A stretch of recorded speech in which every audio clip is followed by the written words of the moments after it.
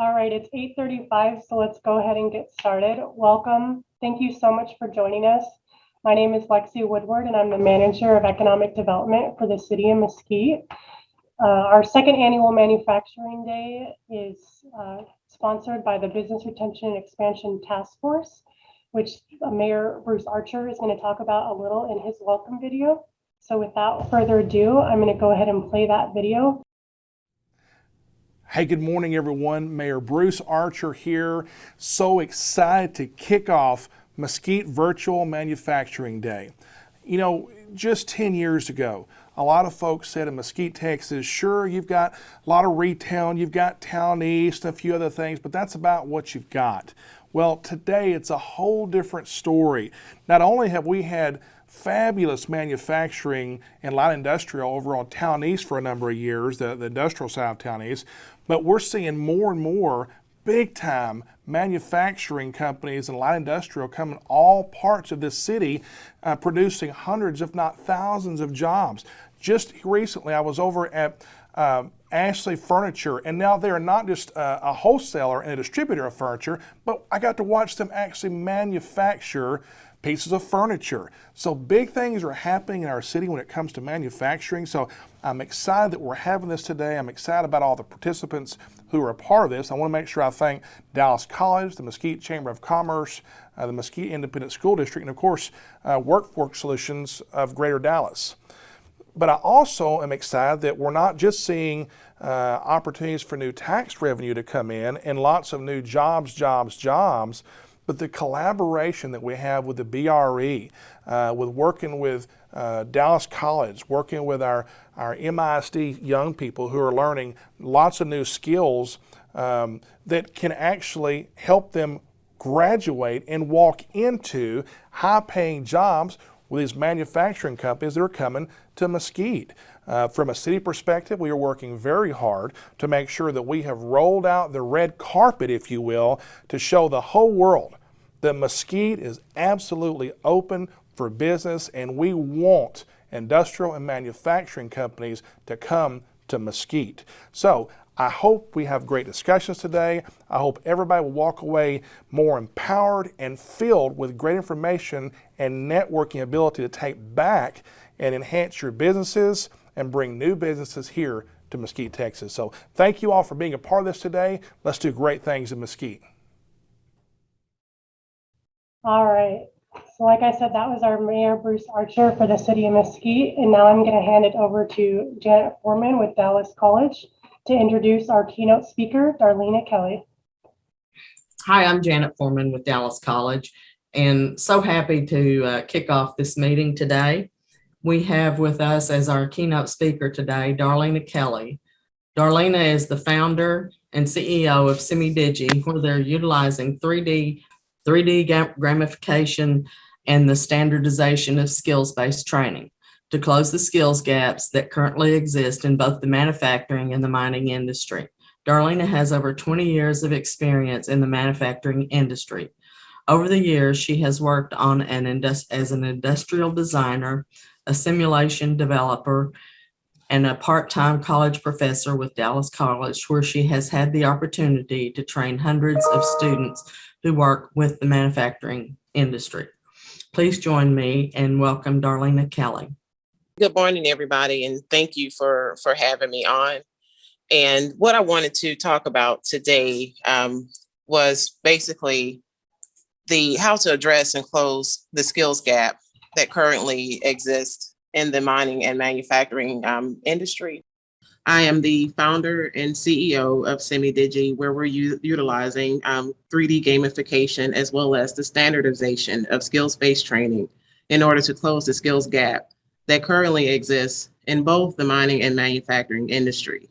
And so I have over 20 years of experience in the industry. I've worked everywhere as a simulation developer, as well as I've also worked as an industrial designer in the industry as well.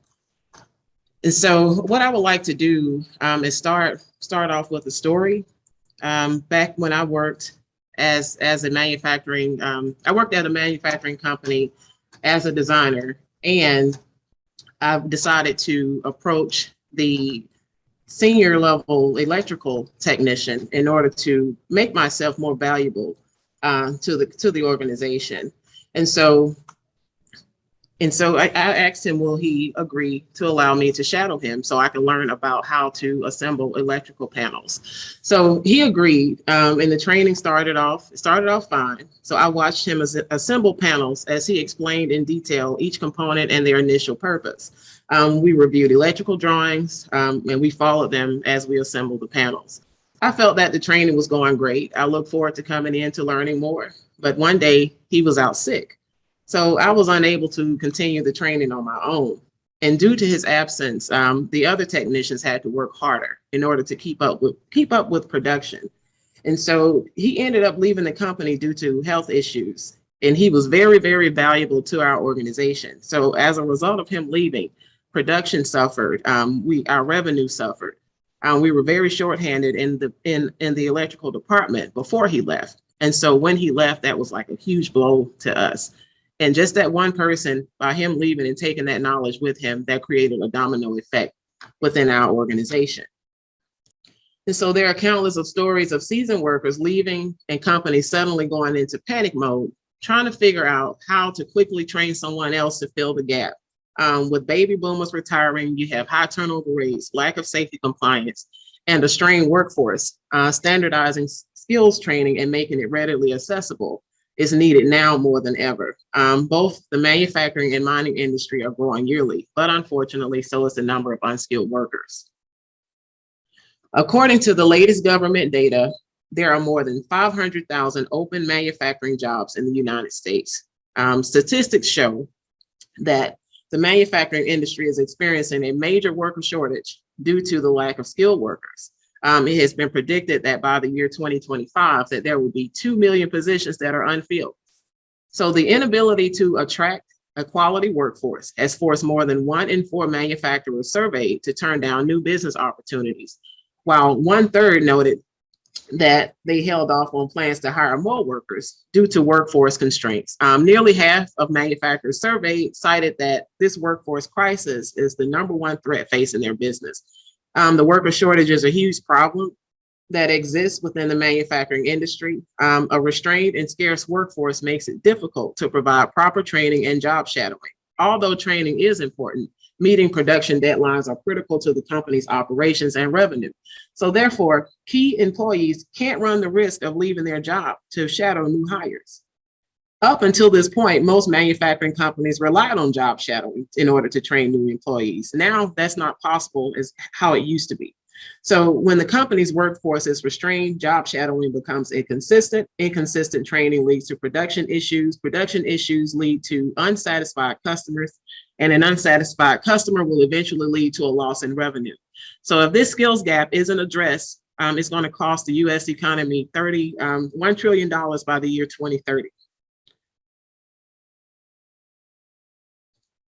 Okay, so this is the right slide. Okay, so there are a couple of common misconceptions about working in the manufacturing industry, which is why it's harder to attract the new generation of workers.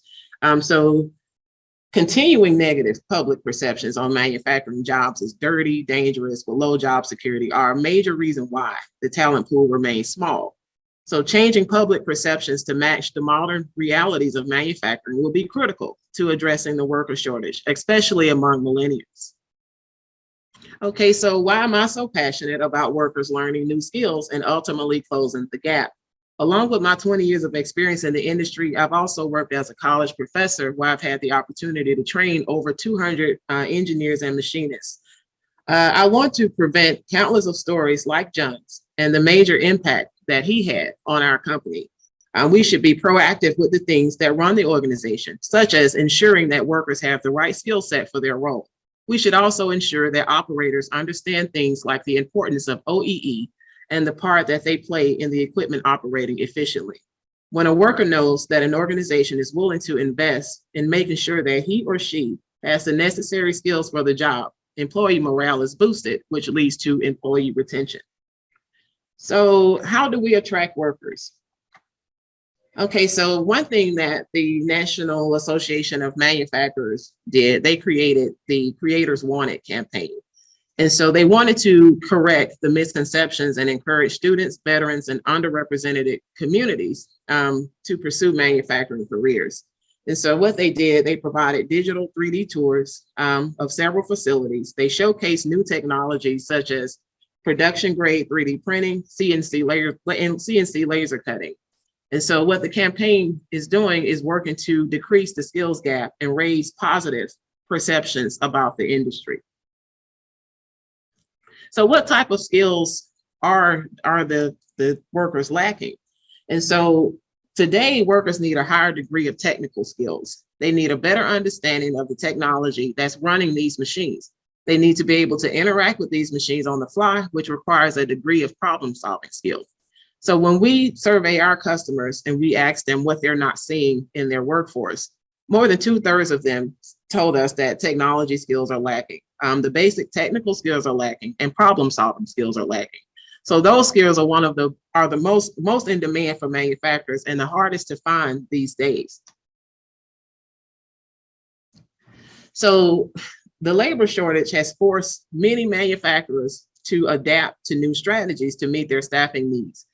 These include adjusting background check requirements, working with public school systems, as well as colleges and universities to train and recruit students, revise drug testing criteria, and placing a greater emphasis on diversity and inclusion. So with an entire generation of workers nearing retirement, younger workers who enter the manufacturing field are limited and largely untrained. So a pressing issue for many manufacturers is how to attract and retain skilled workers after investing the time and money to train them. Manufacturers are concerned that employees might leave for higher paying positions in other companies once their training is completed or lose interest in their business. There are ways that manufacturers can encourage employees to stay. So how do we retain them? So for many industrial workers, wanting to stay at a company is more than just about pay. So manufacturers increase retention of skilled workers by providing non-financial benefits, such as flexible schedules, a positive work environment, increased vacation, and good health insurance and things like that. I've worked with so many companies that were really, really huge, but they had the lowest employee morale that you can think of.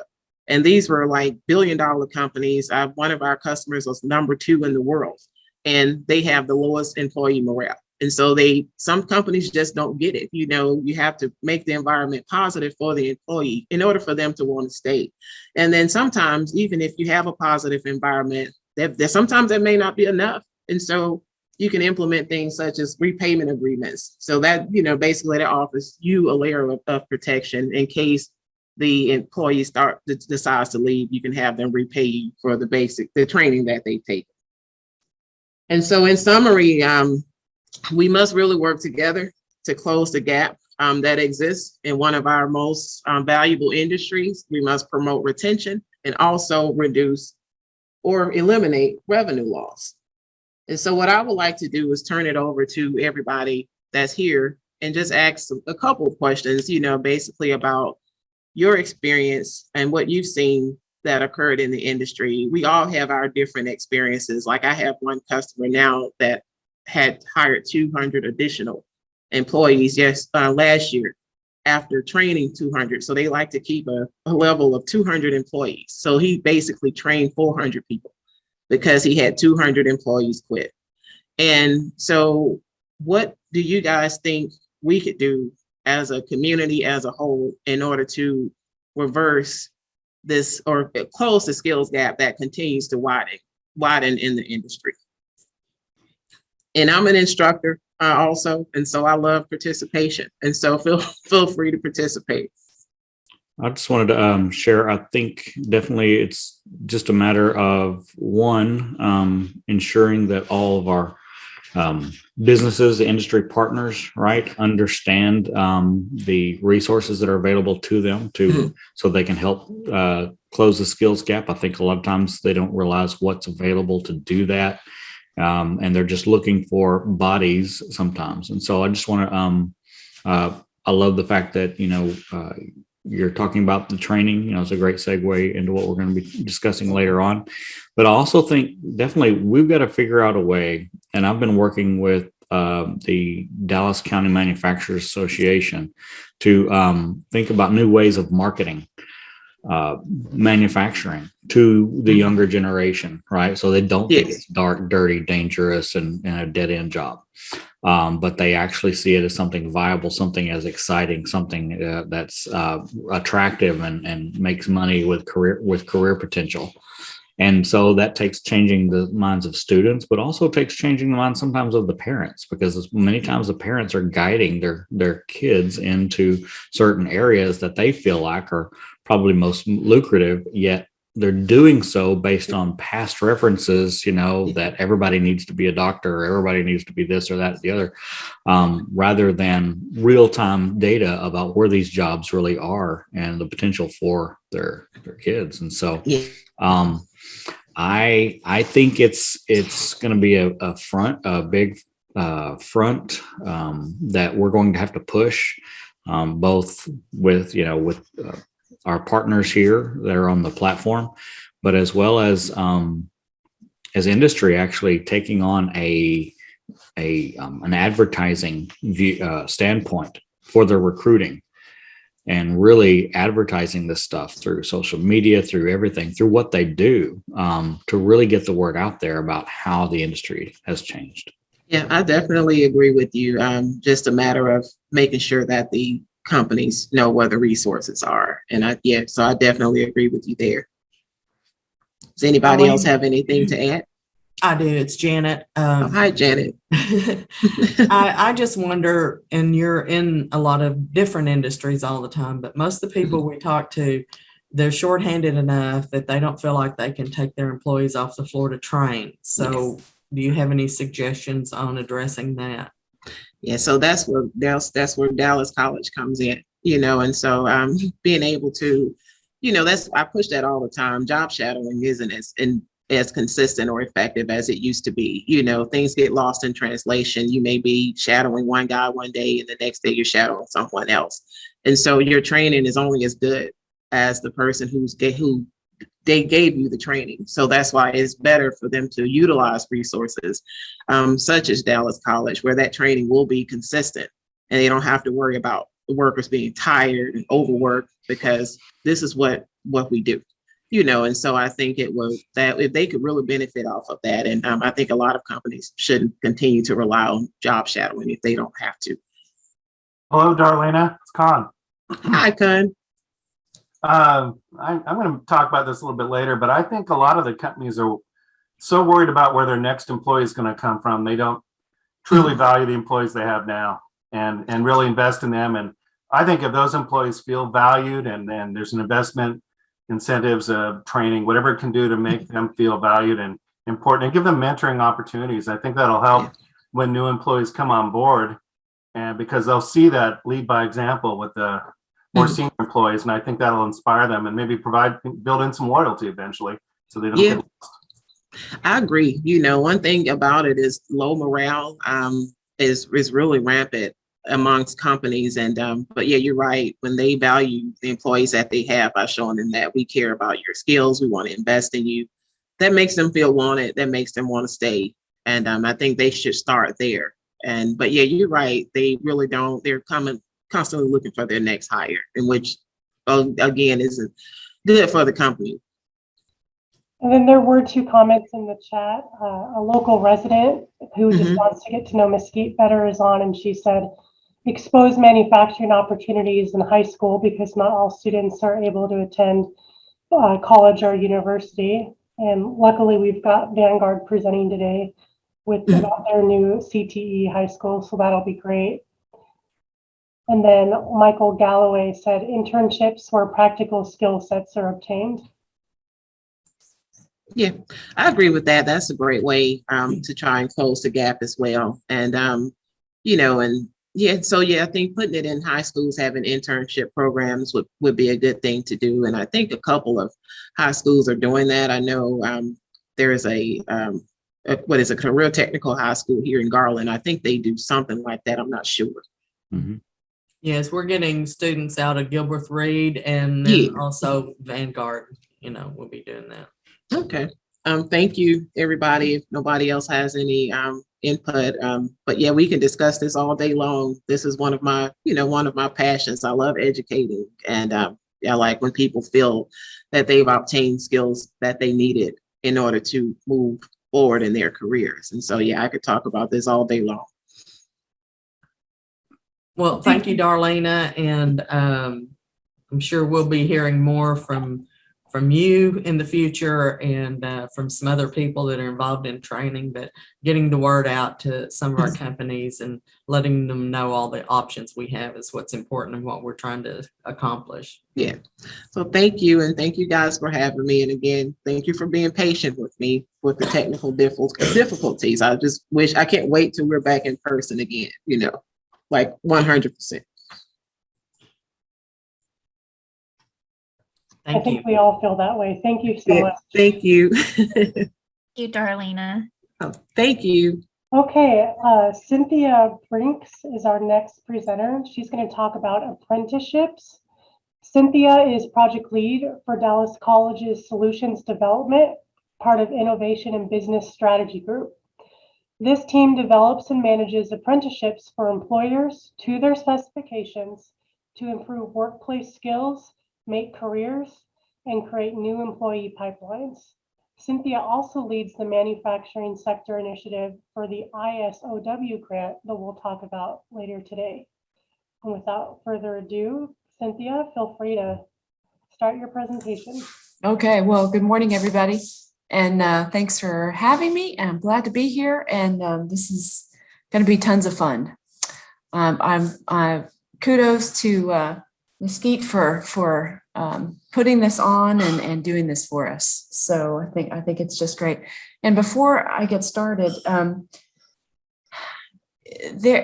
was so glad that Darlena set the stage like that, because I think there's so many people working together, pulling in the same direction on these issues. All of us on this call. I've been at Dallas College about 11 years, and for about 4 of those, I've been with this particular group doing this particular kind of work. And I have been so impressed with the level of commitment of my colleagues at Dallas College and how committed everybody is to building those careers and economic development overall, having people's incomes rise so that they can be stronger and support their families. Creating new pipelines. And I just want to say that we're all learning alongside you. We've had unprecedented challenges the last couple of years with hiring, and we're learning how to do things differently. And the college is committed to innovative new ways of doing things. So if at any time, if any of you have ideas or questions or something you've never seen done, but you think should be done, that you think will help, pitch it to one of us, because we are all ears at this point. So I'll stop talking and start my presentation. So I'm here to talk about apprenticeships a little bit, and about, really there has been a big effort in the last 5 years or so by the Department of Labor to try to expand apprenticeships. And many of you have probably heard about the apprenticeship model. It's if you're not familiar with it, it's basically learn and earn. So you work and you train at the same time, and you train under a mentor. And Darlena explained the need and some of the gaps in a really, really good way. But the bottom line is there are tons of jobs unfilled, and the expansion of apprenticeships is a way to address those skills gaps and the job gaps, and also the replacement gaps of the people who are starting to retire, who are well on their way to retirement. Dallas College has a goal of touching 50,000 apprentices by 2030. And I'll go into what that means, what touching means in a bit, but we work with apprenticeships in all kinds of different ways. And this is a demonstration of our chancellor's commitment of putting this ambitious goal in place. There are currently over 500,000 registered apprenticeships nationwide. There are 1,000 occupations. Apprenticeship is not just the craft trades anymore. It can be anything, almost any occupation can be apprenticeable. So if you're talking about you get into biotechnology, you get into IT, cybersecurity, all those things are apprentice now, along with the bread and butter. People still need the industrial maintenance mechanics. We do a lot of that, CNC operations. So both are coexisting in one space. The average starting salary of apprentices is very, very good compared to the average person just coming through school in a regular way. What's nice about this, what we love about it, people can have a great career through an apprenticeship without necessarily having a degree. And we are, as Dallas Colleges, although we are in the business of degrees, we're also trying to make possible through certifications, through apprenticeships, great careers through certifications, national certifications, industry recognized types of certifications that get you to where you need to be without a 4-year degree. Apprenticeship is being redefined. We're seeing, as I mentioned, we're seeing robotics, and we're seeing drone technology apprenticeships, logistics. We have a big project in healthcare right now. All kinds of industries are using apprenticeship, the apprenticeship model.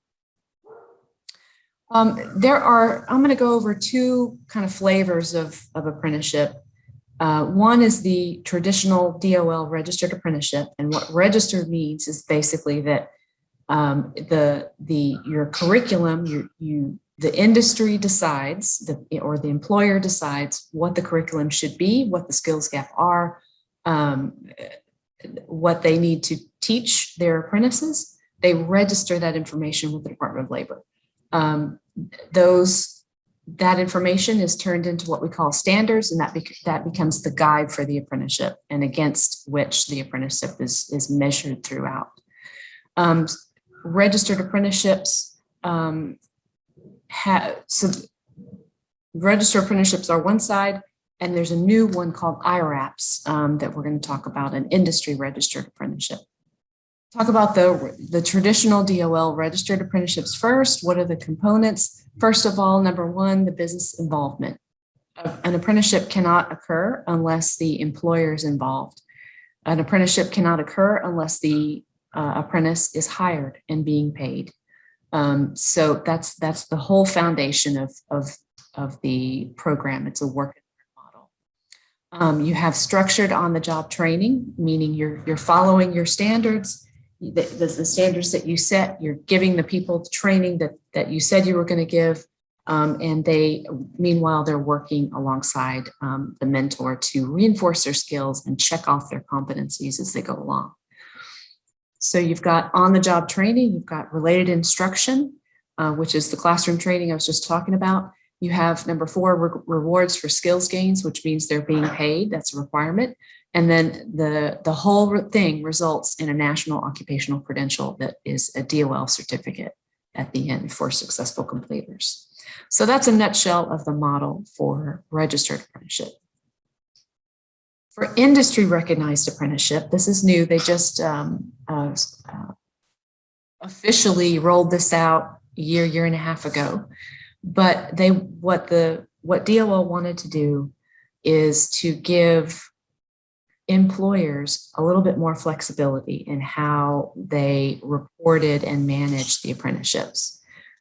So let me talk about a little bit about the details here. If you've heard of IRAPs at all, you may be thinking, everybody's thinking, what's that? What's the difference between an IRAP and a registered apprenticeship? You've heard of comparing an apple and an orange. I look at this as more like an orange and a tangerine. It's just 2 different flavors. They're very, very similar. They each have some pros and cons. They're both, in terms of the learn and earn component, they both serve that. They both result in portable credentials. and they both require the safety and EEO adherence. So you get those for both the RAP and the IRAP. In terms of the length, the registered apprenticeship, or RAP as we call it, is a minimum of a year or 2,000 work hours, plus a minimum of 144 training hours.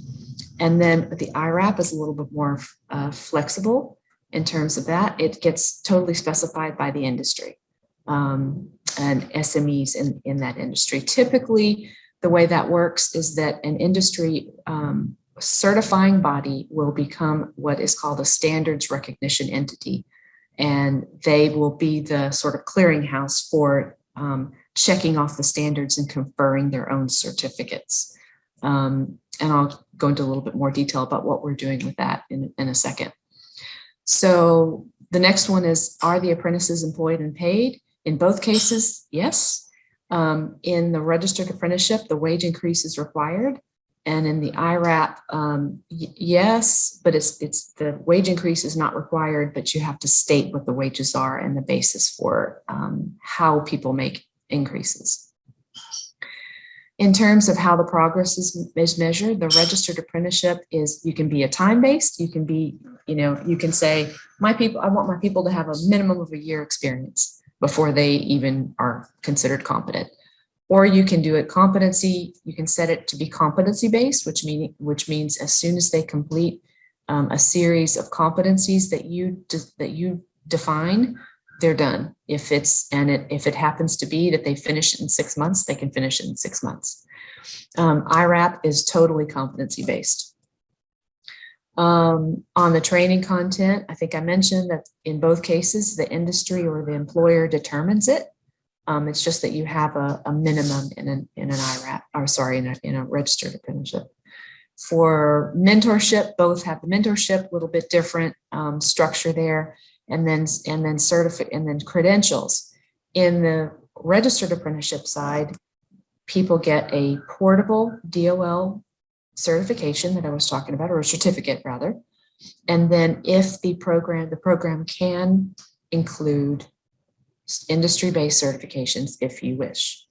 On the IRAP side, there is no DOL certification, but there must be an industry recognized certification.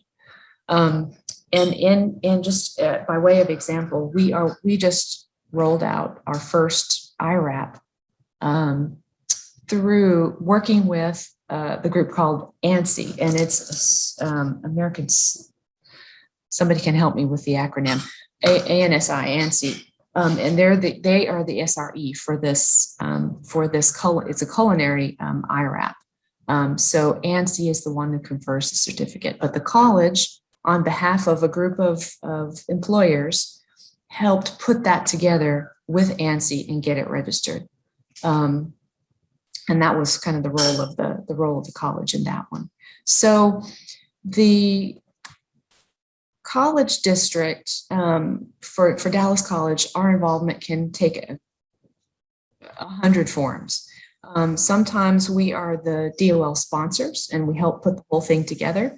Sometimes employers have their own apprenticeships that may or may not be registered, and we help do the administration on that, because we have the administrative framework in place to be able to provide that service for companies. It helps take the burden off of the employer and the reporting aspects of these programs. So sometimes we do nothing but supply equipment and supplies. Sometimes we help provide the funding for it through grants. The apprenticeship itself is, a lot of people think that apprenticeship is a grant program. It's not. Apprenticeship is just a work framework, and then we can apply. It has to be paid for somehow. So sometimes the employers pay for it, and sometimes grant funding is leveraged for doing that. So just a little bit on funding. Our big thing for those of us at Dallas College who work in apprenticeships is that the candidate, the apprentice, should come out with no debt. We try to avoid the participants paying for training whenever possible. We just think that's an important thing to do for somebody to be able to get the training they need for their career, start working, earning money without having the whole thundercloud of debt hanging over their head. So these are a few of the sources of funds that we can leverage. And we do this all the time. It's a fun and scary and complicated process, but we're working with probably about $40 million worth of grant funding right now. There's a lot of support by governmental agencies for developing these things right now, because the agencies see this as a key area of need for the United States, developing the economic strength of the general population. So with that, I'll turn it over to any questions that anybody might have about anything. Thank you very much, Cynthia. Does anybody have any questions? So Cynthia, when somebody starts into the program, what's the average length of time that employee would need to complete it? It depends. I saw the hours, but what does that negate to? Yeah, so it depends on the complexity of what you're wanting to train. So we have like our CNC operation apprenticeship is a year and a half. The industrial maintenance is a little longer. But again, it all depends on the employer. The Department of Labor doesn't tell you have to have a 2-year program in anything. It's just based on the skills that need to be developed and how far you want to take apprentices in that training. The registered apprenticeship is technically 1 year minimum. People can finish on a competency-based program. They can finish a little faster. The IRAP is any length. So the IRAP that we just rolled out it takes 3 to 6 months to complete. Cynthia, there's some great questions in the chat.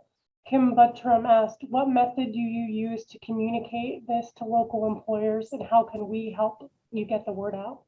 Oh, nice. How do we communicate? We have a lot of face-to-face meetings. A lot of it is word of mouth, and I think my colleagues can attest to that. There's a lot of interest in these programs right now because employers who are doing it here, spread the word to other employers they know. We need to get better at doing that. We're developing some websites where people can find information. And I don't know if Janet or Con wants to jump in to add to what I've just said.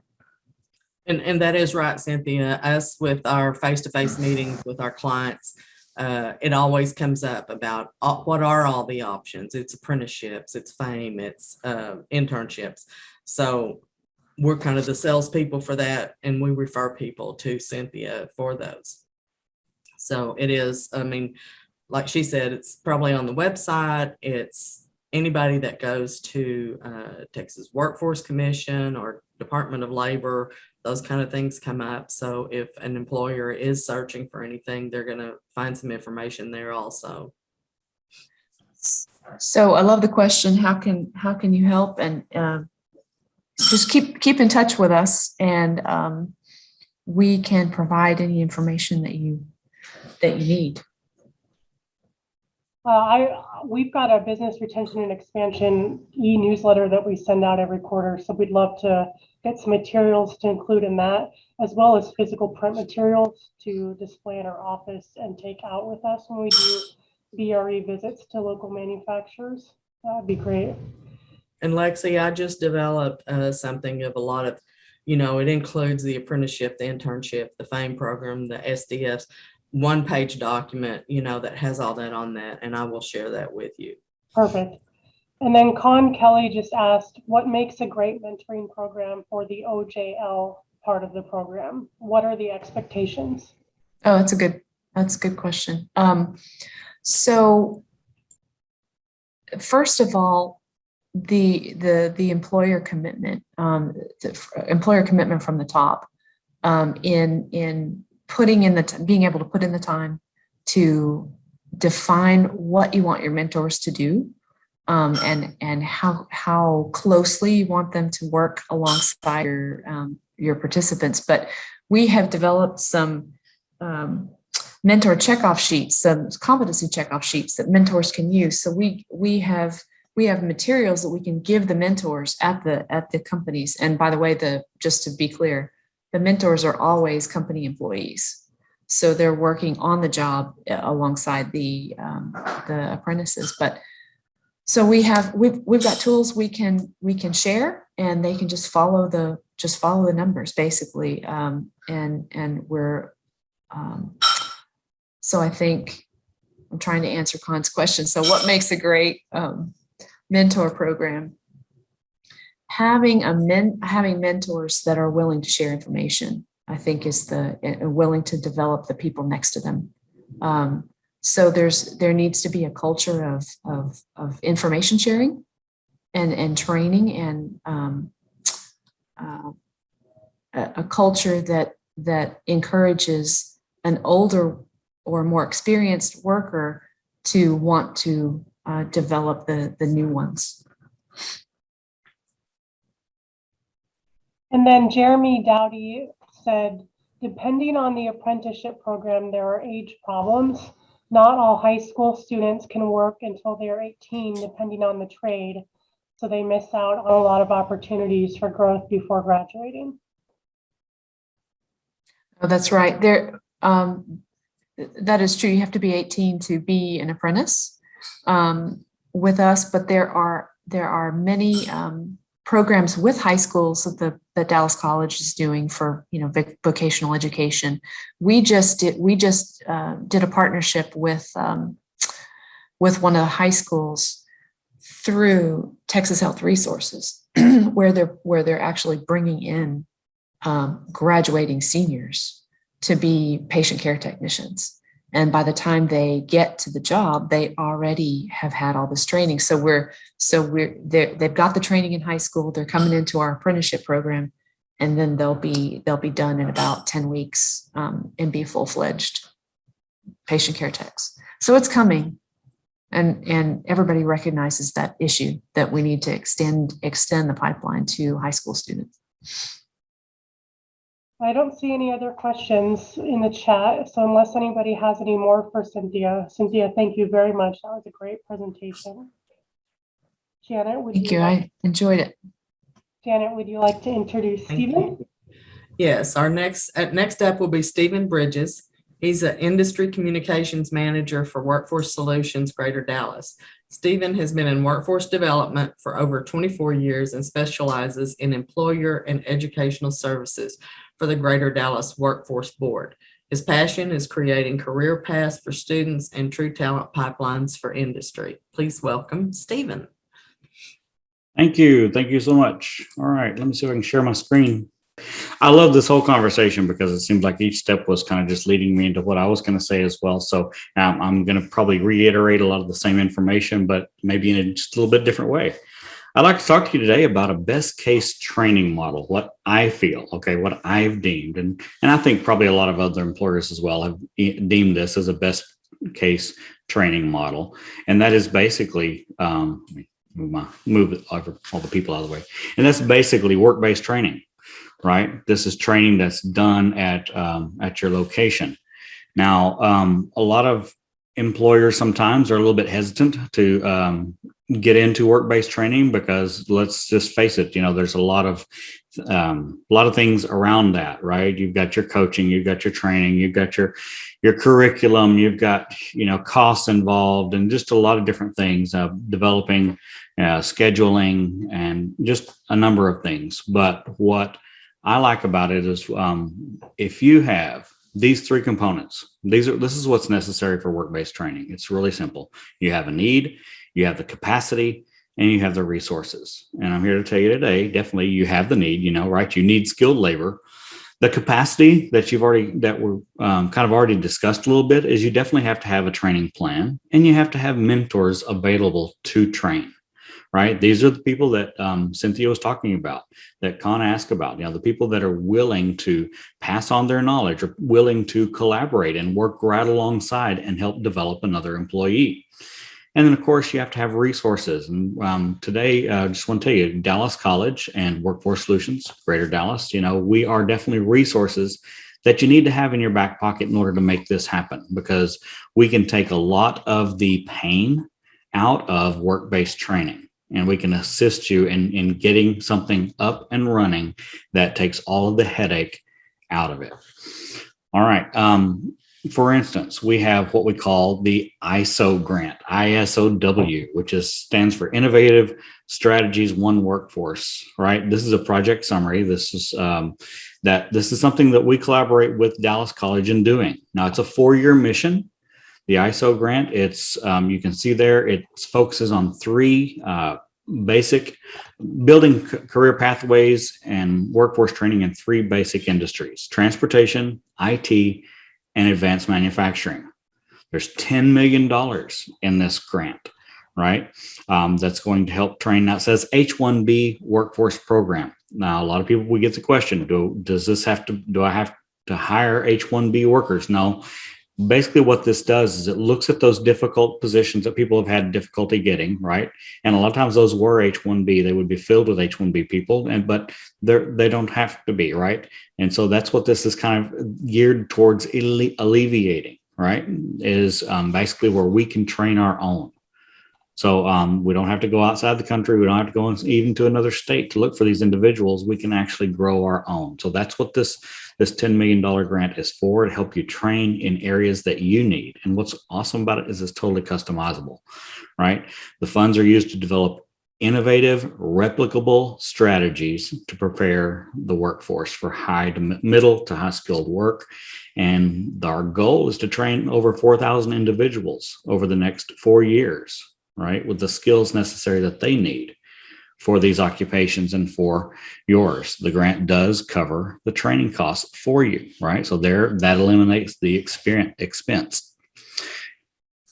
Let's talk a little bit about the rest of the program. The collaboration, we have collaborated with Dallas College to help bring this to you. Employer partners, you definitely have a role to play. You're going to help us to identify and map out the necessary skills and competencies. We'll just kind of work with you on that, and offer those work-based training opportunities. You're going to have the benefits of that. You're going to have a streamlined workforce, all right, that you can hire and train. You're going to have pathways in your company developed that are going to assist those career seekers, right, as well as job creators. That's one of the issues that we are definitely tackling today. We already talked about it. Many people see advanced manufacturing as dull, dark, dirty, dangerous, and dead end. Well, we want to make sure that you as a company have an opportunity to create career pathways for people from education straight into your workforce, where and even up through your workforce, where it's not a dead end opportunity. And we're going to talk about an example here in just a moment. But we're here to help you definitely secure an immediate pool of workers. We can do that through Workforce Solutions. We can help post some jobs and so forth. But the main thing for this grant is also to help you ensure a skilled talent for tomorrow. So we do this through the ISO grant. This ISO grant is completely customizable. It was actually built on a model that I'm going to tell you about in here in just a moment. It's called the FAME model, which is all work-based learning. And work-based learning. Okay, you've probably heard it already termed earn and learn program, right? So that's what we tell our trainees. That's what we tell our students, right? Hey, you can earn while you learn, right? And so that's our selling point to them. But what's the selling point to you as a industry, as an employer? Well, I like to call this operational training. Now, while operational training basically is something that helps develop and maintain, the operations and make more efficient the operations of an individual or a unit, I like to take that one step further and say operational training is something that happens during the operation of your company. So it's training that continues. So you're able to actually stay productive, right? And train at the same time. You're not having to wait for someone to go to school and graduate and then come out with a lot of head knowledge, but not a lot of experience. You're actually training them on the way. And so that's what we love about work-based training, work-based learning, is the fact that it's great for the student because they can earn and learn, but it's definitely great for you because you can keep right on going. You can keep producing while you train. And as I mentioned earlier, all you have to do is have the need, the capacity, right, which is a plan and a mentor, and the resources. So we're telling you about the resources now. And this ISO grant, it can definitely be a great resource to you. Again, $10 million to help you construct a training program that could include apprenticeships, like you've just heard Ms. Cynthia say, right? It could include that. It could include internships. I mean, it could include a number of different things that we can do to help you as an employer. So let me tell you about one example, and that's one I mentioned earlier, is the FAME project. In Dallas FAME, we started this program, probably about 3 years ago. I guess, let's see, we're on our 4th year. Yes. So 3 years ago, we started getting this program to the Dallas area. The FAME program, FAME stands for the Federation of Advanced Manufacturing Education. And that program basically it's been adopted by NAM, or the National Manufacturing Institute, right? So they've kind of adopted this program as their model that they are promoting throughout the US. It was developed by Toyota, and Toyota put this together to develop the world's global best training for advanced manufacturing technicians. And from Toyota, it sprang out to other companies, right? And so now we went down and actually I got together with the Dallas County Manufacturer Association President Paul Mayer, and he and I went and developed and looked at the FAME program in San Antonio. We got to tour the Toyota plant, really cool. But we really liked what we saw, and we said, we have to get this in Dallas, because what this does is it allows you as a manufacturer or someone who needs manufacturing technicians, people to keep those machines running, even if you're in a logistics environment, right? If you have robotics or anything that's automated and you need to keep that running, right? You need this. And so we realized we have companies here that really need this program. We want to be able to grow our own, because many of the companies were going out and recruiting from all other places, right? They're spending a lot of dollars trying to recruit these. We're like, no, we need to start growing our own right here in the Dallas area. So we developed a Dallas FAME chapter, and it took a while to get off the ground. It took about a year or so, finally get it off the ground. But we partnered with Dallas College to do that. We were set to go last year and have our first cohort of trainees, and then COVID. So we, definitely had to bump it a year, but I am happy to tell you that we actually started our first cohort this fall. So we're so excited. We got our first cohort going through. Now, as you can see, you might have read this already. I don't want to read to you a whole lot, but you definitely have the opportunity to be a part of this program and invest in your company, contribute to that next generation of advanced manufacturing technicians, right? Because this is an apprentice style program. Apprentice style. It's not an apprenticeship. Now, some places have made it a full-blown registered apprenticeship, but we don't really plan to do that right now here in the Dallas area. It's just apprentice style. At the end of the program, basically what you get is you have, students that have earned an associate's degree as an advanced manufacturing technician, and they've got 2 years of highly valuable work experience that they can offer you. That's valuable for them and valuable for you, the employee or employer. All right. So the advanced manufacturing technician, this is some of the components that we train on. As I mentioned, they're looking for the global best. So this is a multi-skilled technical skill set, right, that gets trained. They're not just training in electricity, not just training in robotics. It's multi-skilled. So they're learning everything over the next 2 years. electricity, robotics, fluid power, mechanics, fabrication, industrial troubleshooting. They literally go through, they have machines set up, they have robotics set up, you name it, and they break it. And then one of the things is the students have to go in, find what the problem is, go in, fix it, and make it work again. So they developing this troubleshooting mindset, right, with all of these other skill sets, which is great because that's what companies are needing. I'll tell you, I do not know a manufacturing company right now that doesn't have a position listed for a manufacturing technician. If you know of one, let me know, but that's fine. I don't know of any because they're all looking for this. As I mentioned, we are looking for global best advanced manufacturing technicians and trying to train those. Now, going along with that, you need more than just the technical skills. We realize that, especially because some of these students are graduating high school students. Now, who do we look for? A lot of times we're looking at CTE classes that teach some component of manufacturing, whether that be welding, whether that be engineering, whether that be electronics, robotics, right? Mechatronics. That's who we try to recruit. So we go to these school districts that have these career and technology education courses they're already training high school students with, and that's who we recruit. Now, what's nice about this is you also can, with this program, you can also offer your own incumbents. In other words, people that are already working on your line that probably have the capacity to do this, that are working for your company, that they can actually be a part of the program as well.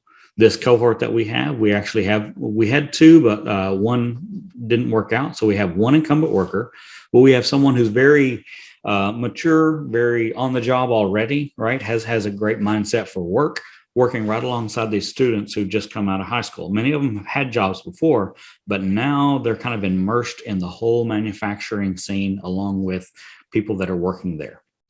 So we realize that it's more than the technical skills. So what the FAME program does, it infuses all of these other types of core exercises into each lesson, right? Each one, which is safety culture. Students come out with a safety mindset. They have like a number of cards that they have to memorize, right? And it's all about these core exercises. Visual workplace organization, lean manufacturing. They come out with this type of a mindset, problem solving, machine reliability. So they have these core exercises, but they also have a certain set of professional behaviors, right?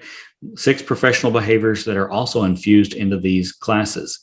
And let me tell you, Dallas College is so committed to this. They sent their trainers to Indiana, I believe, to the FAME training, where they were there for 2 weeks to learn how to make sure that they include all of these core exercises into the curriculum, as well as work attendance, right? How to show up early, be on time.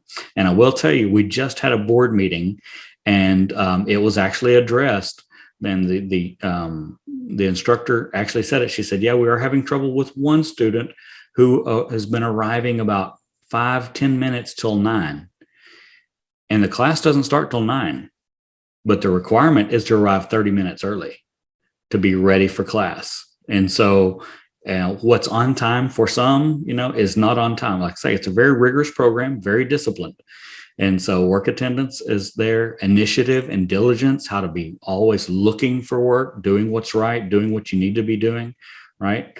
Interpersonal relationships, how to get along with your coworkers and how to talk, communication, teamwork, verbal and written communication. They actually have to be able to present to someone, right? To present problematic situations and how they're going to do presentations on how they're going to fix it. Just a number of these skills. So they have the 6 professional behaviors. You've got the cultural, the core exercises, and along with all those other technical skills, all those wrapped up in a 5-semester straight program, which is a 2-year program, right? Where they go 5 straight semesters through the summer, no breaks, in order to come out with this associate's degree in advanced manufacturing. Now, how does this program work? Well, FAME students are selected by the employer.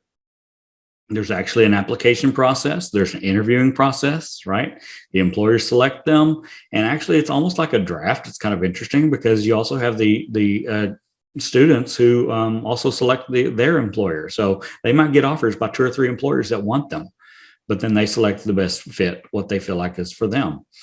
So it's a real world situation. Now, these students will be working 3 days a week, and then they're going to go to school 2 days a week. So it's 24 hours of work, paid work, right? At the workplace. But then there's also 2 days a week that they go 8 hours a day for those 2 days to class, to school. And we ask that the only thing we ask is that the employers who participate in this, that they don't pile on additional work hours if possible, because this is a rigorous course, right? You've only got 2 days a week that you're cramming in all this knowledge. They'll have homework over the weekend, and we want them to be successful. But for 3 days a week, you've got them there for 24 hours, basically during the week, 3 8-hour days. Students learn the principles in the classes and in labs, hands-on. But then they'll go to and put those practices to work, right? And those skills to work at your company. So that's where the mentorship comes involved. There's a mentor on site who's able to commit to assisting these students, and they work alongside them, putting these same principles together. Now, the benefits of being a FAME employer, basically you're forming partnerships. And that's what we've been talking with you today about, is basically, you can't do it on your own. You need partnerships. You need workforce. You need Dallas College. You need the city. You need the schools, the ISDs. You need the chambers. You need partnerships, right? But you actually form partnerships with local educational institutions, and to form a continuous pipeline of global best skilled workers. That's what we're looking for you. So that you know the source, you know exactly where to go to when you need advanced manufacturing technicians. Companies also have the opportunity, but not the obligation, to hire students into full-time positions. Remember, I said they're only working 24 hours a week, a week during the training process, which is 2 years. Then you can hire them full-time as your AMTs. You're not required to. They're your part-time employee. You can do with them what you will. So that's the nutshell, basically the basis of the FAME program, about the ISO grant and project that is in some cases assisting to pay for this FAME program, which is great. The FAME program itself was kind of set up to where the students would pay for their own education through the hours that they work, right? The 24 hours, because I think the tuition for it's around $1,600 a semester. It's really not bad at all. But what's great is we have some employers that have stepped up and they're paying for that tuition for their students, their trainees. And we also have grants like Dallas Promise, as well as the ISO grant, which could definitely cover this for you. All right. Well, I'm going to stop there and just ask if anybody has any questions about anything moving about the FAME program or the ISO grant, or anything you'd like to discuss. Stephen, there's a question in the chat.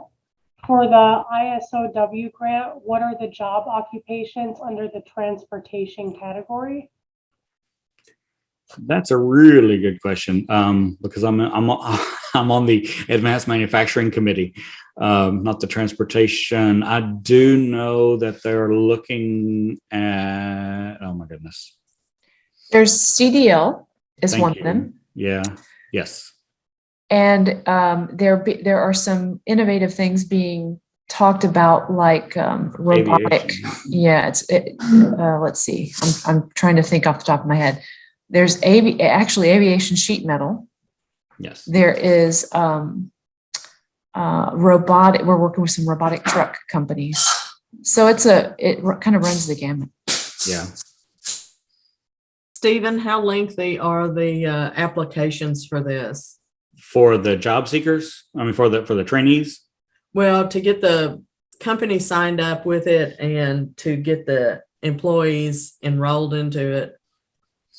Okay, well, like I said, it is a training program. So we do have, like a yearly cohorts that start, right? So we just started our first cohort.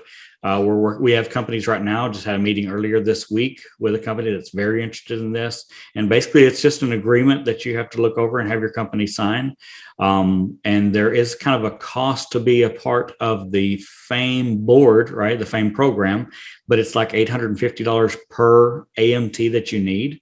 And that kind of just basically covers a lot of the costs that we have to actually work the process and get you the candidates. But for the candidates, right, they do an application. Usually the school's helping them. It's a short application, but it also is very detailed in the fact that it asks, specific questions. They have to do a quick essay. They have to get some references provided as well. So for the applicants, because we want to make sure we give each employer a really, they have to do a resume and upload that as well. We want to give the employers a best view of the different applicants so that they can kind of make good choices. But as far as the employer, you can actually be a part of the FAME program now and be in line to start with the next cohort. And I will tell you, the cohorts right now are 12 students at a time. And they fill up quick. We're working. We actually invited Dr. Tran. She came to our last board meeting last week, and she asked. She said she's very excited about this. She wants to make sure that we're able to start 2 cohorts in the very near future at the same time. So that gives us 24 candidates, and then you even grow it from there because we're getting more and more interest from employers that have some type of automation that they need advanced manufacturing technicians to come in and help them keep those things going. So are those classes in one specific place? Yes, right now they are. Yes. I don't know in the future. I know there's a lot of plans and a lot of discussions about having them in multiple campuses, but right now they are at Richland College campus. Anything else? Clint Alsasser asked, what characteristics are you looking for in a candidate? The characteristics, basically, we're looking for someone that has a career mindset, right? That knows that this is a career opportunity for them. And we realized that we needed that was the type of candidate we were looking for whenever we started getting applicants that they weren't sure, that some of them just wanted to, I'm just going to go get a job. Right. So we had to let them realize, hey, this is a career opportunity. So we need someone who is definitely career minded and they're looking at this as a career option for them. They're able to really commit as far as the study time. Like I said, when we tell them you're not going to have your weekends all the time to go out and play, because with 2 days of school plus homework, 3 days of work. Right. So it's a complete mind shift for a lot of these students. So they have to be a little bit mature in their thinking. So the types of individuals, yes, I think that's the type, basically someone who's mature, able to commit to the program and have a career mindset. Thank you, Stephen. I don't see any other questions in the chat. That was great. All right. Well, thank you guys. Appreciate it. If you have any questions, just holler at me. I can definitely introduce you more to people that can give you more specifics on both ISO and Dallas FAME. All right, I'll be introducing Seth Green from the TWC. Seth Green is a program specialist with the Division of Outreach and Employer Initiatives at the Texas Workforce Commission. His service area includes the Metroplex and surrounding areas, serving as a subject matter expert on the Skills Development Fund for colleges and businesses in the region. He joined the Texas Workforce Commission in September 2019, and prior to that, he worked in corporate marketing and contract administration. So Seth, if you're there, take it away. Colin just told you I'm a program specialist with Workforce Commission. We recently had a pretty major reorganization, which brought a lot more under the umbrella of what used to be the Office of Employer Initiatives. Now we're the Division of Outreach and Employer Initiatives. And that's going to bring a few more educational services in. But today we're going to focus on the Skills Development Fund, Basically, our goal is to train the workforce with money you already spent. The Skills Development Fund is funded by your tax dollars. The the money you've already paid into unemployment insurance, other taxes. This is coming back to you. We're subsidizing training customized to the business's needs. We do a lot of manufacturing, so this is really apropos to your subject matter today and to what we want to do in DFW and throughout Texas. So we basically have three players in in the game here. The first one obviously is going to be the business partner. And when they start, we do need a business partner to be actively engaged with the college throughout the project. There's going to be some documentation we need, quite a lot of information. We need the business to provide that in a timely fashion. We're going to need the business to sign a memorandum of understanding with the college. We'll get into that in more detail a little bit later. But basically, that's going to outline the obligations from the business to the college and the college to the business. And to fulfill obligations to your employees and the college throughout training. So signing MOU, we still have to take care of employees who are training, and we still have to honor those obligations to the college. The college itself is going to be the grant applicant, recipient, and manager. They're going to have the contract deliverables to workforce, and that means that they're also going to see the money. For the most part, except in a couple very limited circumstances we'll discuss a little bit later, the business partner is not going to see the money. The check's going to be to the college. The college is going to have all the contract deliverables and reporting requirements to workforce.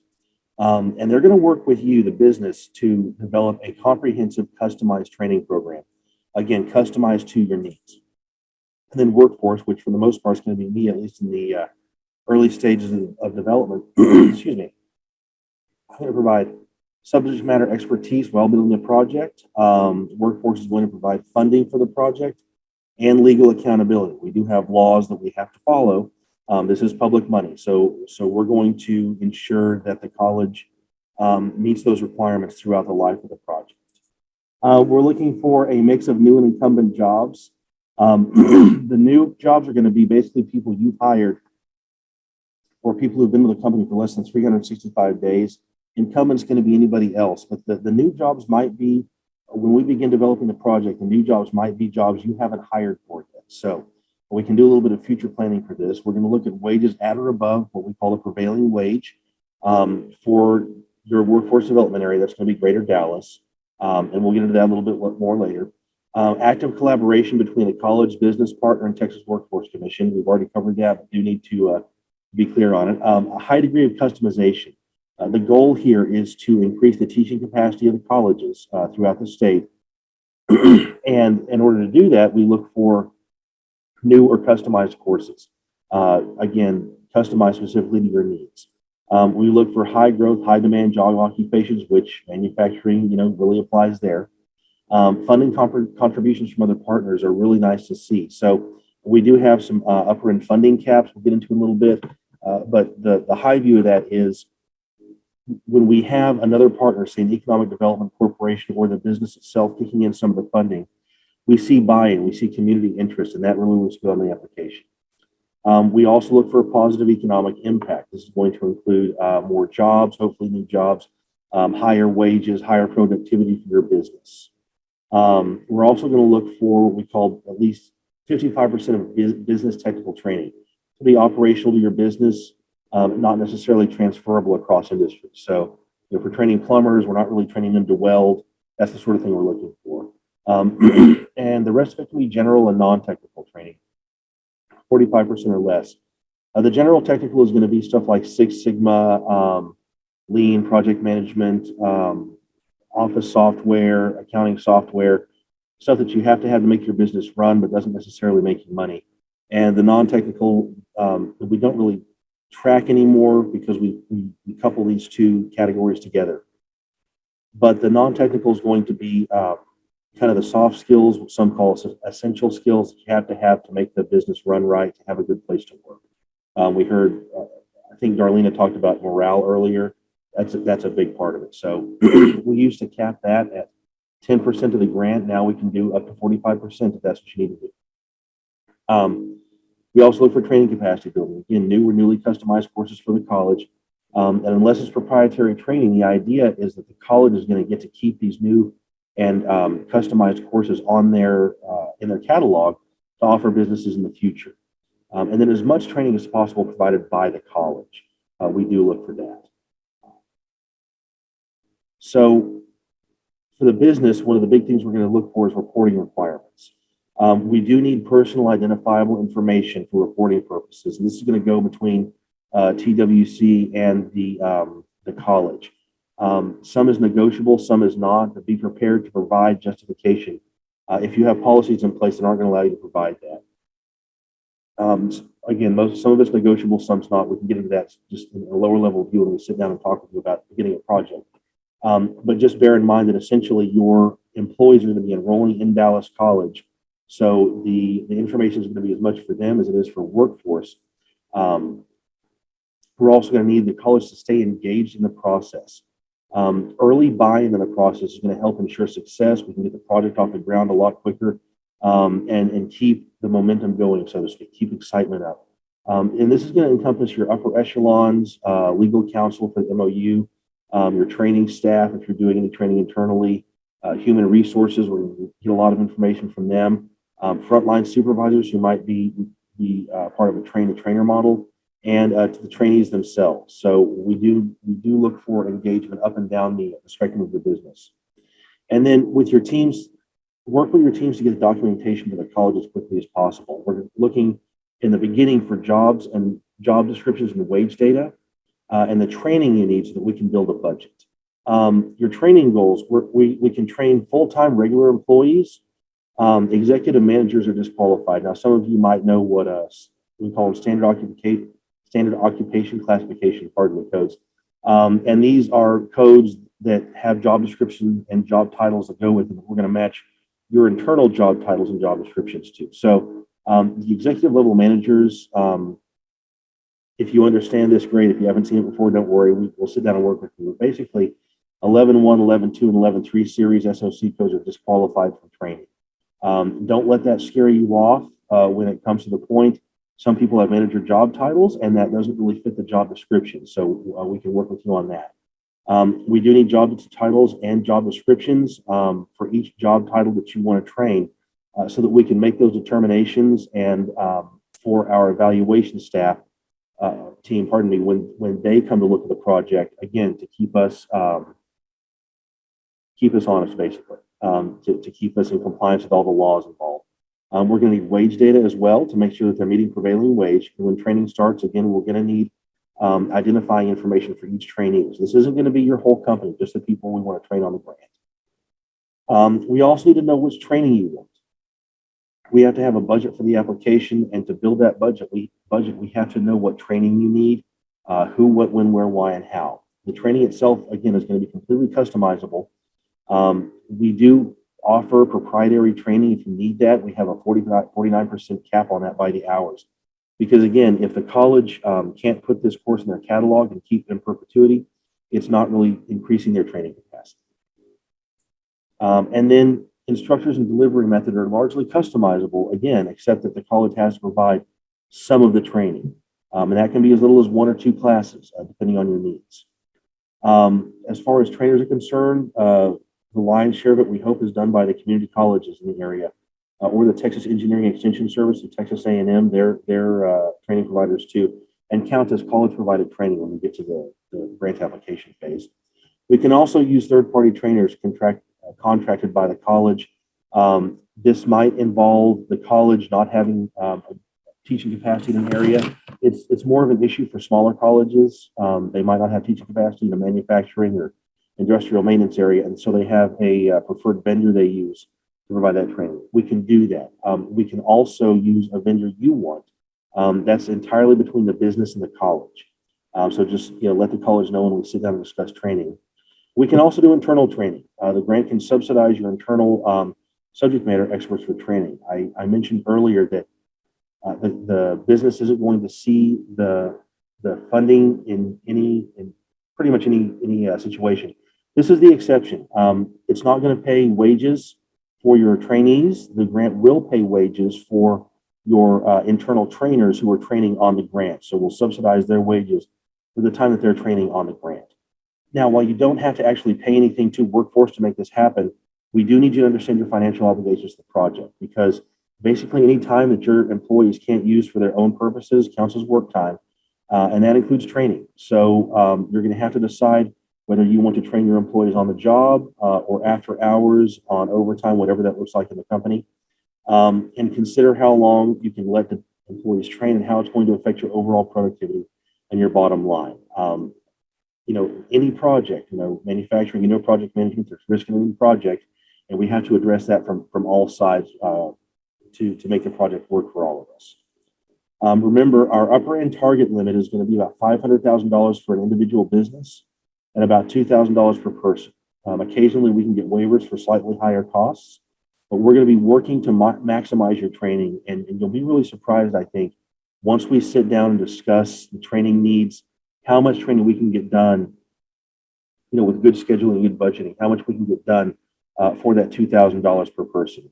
And if we do go over, we can also look at other funding sources. I had a project up in the Texoma area where the EDC dumped in quite a lot of money, which looked really good on our application because it showed a big community interest in the project. So when we start training, we're going to be looking first for the company. The reporting requirements from the college to TWC depend largely on the business because they have to report on information basically that the company has access to. So work with the college once you've identified those trainees. Understand your obligations to the project. And again, this is going to be addressed in the MOU. Now, don't let that scare you. When I was doing contract administration, it was a construction subcontractor, and I can't tell you how many red pens I wore out on contracts we got, subcontracts we got. And sometimes the contractor grumbled, but we usually got most of what we needed. If you have questions on the MOU when you see it, they're going to vary from college to college. But if you have any questions on it, feel free to discuss it with the college. The overarching theme here is don't over-obligate yourself. We discussed that earlier financially, in time and labor. Don't over-obligate yourself. Be aware of what you're getting into for the project, which is true of any project. We do look at a retention rate for our trainees, and that's going to be 85% for 90 days after the conclusion of training on an individual basis. So if, Billy Bob starts training on January 1st, finishes January 31st, the clock starts running for him there on February 1st. And as long as he makes it to those 90 days, he counts toward that retention. It's not generally an issue, but it's something that you do want to take into account when you're considering who you'd like to train. And coupled with this, we can also do a train-the-trainer model. If you would prefer to train your frontline supervisors so that they can train your trainees, your frontline supervisors have probably been there longer, probably less risk of leaving. So that, again, risk that you need to consider when we're beginning a project. And then wage increases, wage rates and raises. New and incumbent trainees have to meet the prevailing wage by the end of training. This is going to be what we call the 25th percentile prevailing wage for the SOC code. So when we get the initial data for this project, we're going to be looking at your job titles and the descriptions. We're going to pick an SOC code that matches that most closely and then say, wait a minute, do they meet this prevailing wage for the Dallas workforce development area? Are they going to be meeting that by the end of training? Don't have to at the beginning, but they have to at the end. And a 1% average raise of wages for your incumbent trainees. Again, these are those who've been there more than 365 days, but it's average across the board, not individual. So if Billy Bob does a great job and Billy Jed does a lousy job, Billy Bob can get 2%, Billy Jed gets nothing, and you've met your 1% right there. We're just looking at an average. Now, just to be clear, if we have trainees, new trainees who are making below the prevailing wage, this is statewide data that we compile. They're going to have to get a raise up to prevailing wage by the end of training. And if that involves, a very substantial raise, you're going to have to consider whether you want to give them that raise or whether you want to train them and train somebody else. But again, we're going to work with you very, very closely on that through the application process. So the college working in this, Dallas College, worked with Janet a lot, Con, I saw Kim Wilkins there too. They're going to understand your training needs very closely. We're going to sit down with you early in the process and work throughout the process to understand your training needs. But we're also going to encourage you to look your organization up and down for all the training needs. We have a company come in and say, we just want industrial maintenance training. Well, that's great. What about your manufacturers? What about your your bookkeepers? What about your office staff? And there's this whole gamut of training open to you that we can put on the Skills Development Fund grant that we encourage you to look at. So we'll be working with you on that as well. The college is going to develop a sound implementation plan for you. Again, from a budget standpoint to maximize the training. Bear in mind that the business partners' actions can affect the college's contract deliverables. And the MOU we discussed earlier is going to outline your obligations to the college, because the college ultimately is going to bear financial responsibility to workforce for the project. So again, that's something we'll work with you on pretty extensively throughout the process. Don't let it put you off, but it's worth knowing before we get into it. And then we're going to want to get the project underway quickly to maximize our chance for success. Pardon me. The quicker the project gets developed, the more buy-in we're going to have from all the stakeholders. As far as the application, again, we're going to look at our 55% business technical, 45% general and non-technical by the hour. So this doesn't necessarily mean your course titles. It's going to mean individual training hours. This may involve making a consortium project. That's where two businesses or more get in the project together. And you might never see the other business. It's just going to be solely for the funding purposes. And if we end up with less than 55% business technical, we're going to have an explanation from the business on why. But we can usually get a waiver for that sort of thing if it's not too far below that 55%. Again, we do ask that you have the job descriptions on hand, your internal job descriptions. And I say this because one of the most frequent changes we see from our evaluations team are changes to the SOC codes. They'll see a wage discrepancy or discrepancy between the title and the SOC code. They're really good at this. They've been doing it for a while. When they change that, it affects the prevailing wage. And we have to remedy those situations. And it's easier to do that and quicker if we have the job descriptions on hand early in the process. And then we're going to ask the college to provide the business partner with a memorandum of understanding early in the process. Worked on several projects where it took quite a while for the MOU to pass muster with the legal team on the business side. And sometimes that's the big holdup. We've gotten everything else in place, but we're still waiting on that MOU. So we're going to have them get that to your legal team as quickly as possible. Constraints for the project, we've discussed most of these, but just kind of a reiteration. Full-time regular employees have to be trained, or to be trained have to meet the prevailing wage, 25th percentile by the end of training. Average of 1% wage increase at the end of training for incumbent trainees. 6-month blackout period between the end of one project and the beginning of another for the same business. We didn't cover this before, but what that basically means is the SDF grant is generally going to run for about a year. And once we close that contract down with your college, you have basically a 6-month waiting period before we can apply again. And so we see a lot of, or some companies doing, I have some up in Texoma, healthcare, and they just plan on an 18-month training cycle. And especially now that we are able to do 45%, up to 45% of the soft skills, that's a lot of your HR stuff. And this can include onboard training for your brand new employees. We can work with the college and just kind of build that cycle into your training. Our management job titles, SOC codes 11.1, 11.2, 11.3 aren't allowed to participate. Our training category thresholds, we need to meet that 55% business technical and our 49% limit on proprietary training. So that's the long and short of what I have. Feel free to contact me if you have any questions offline, but I think we have time for a few now. Correct me if I'm wrong. A little bit early. Any questions? Seth, I was going to add that even though management cannot be involved in any of the grant training, we can sideline do them as a contracted participant, and they would pay directly to the college, but they could still do the same training. It just would not be under the grant. They would Absolutely. Have to pay for it. So they can. Janet, thank you very much for that. The managers, if you want them to have some of the same training, they can jump into the course. They can. You can pay directly for the course. They can jump in the same course at the same time in one of the same cohorts with the trainees who are eligible. And we will work that out from a budget standpoint with the college, and that shouldn't be an issue for you as long as we know about it ahead of time. So And then I had one more question. Since you've combined the general and the non-technical for 45%, so you could have 45% of soft skills training in that? Absolutely, yes. Okay. And something we find, a couple of weeks ago, I was with the DFW visiting with some EDCs, and one of the things, I forget which one it was, but they said had a company, several companies with government contracts, and they were looking to hire for attitude, not for skills.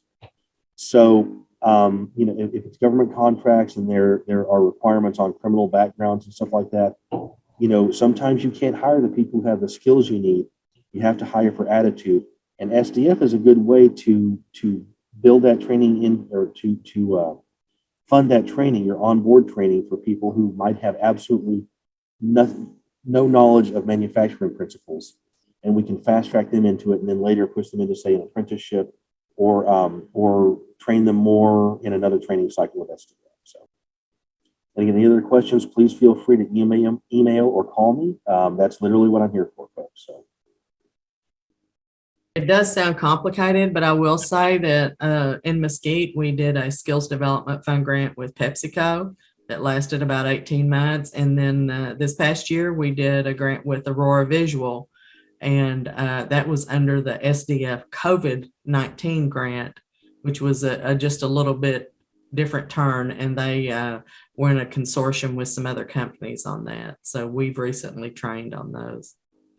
Bear in mind too, folks, the college can do the lion's share of most of the work. When they need something from the business, they're going to say, here's what we need from the business.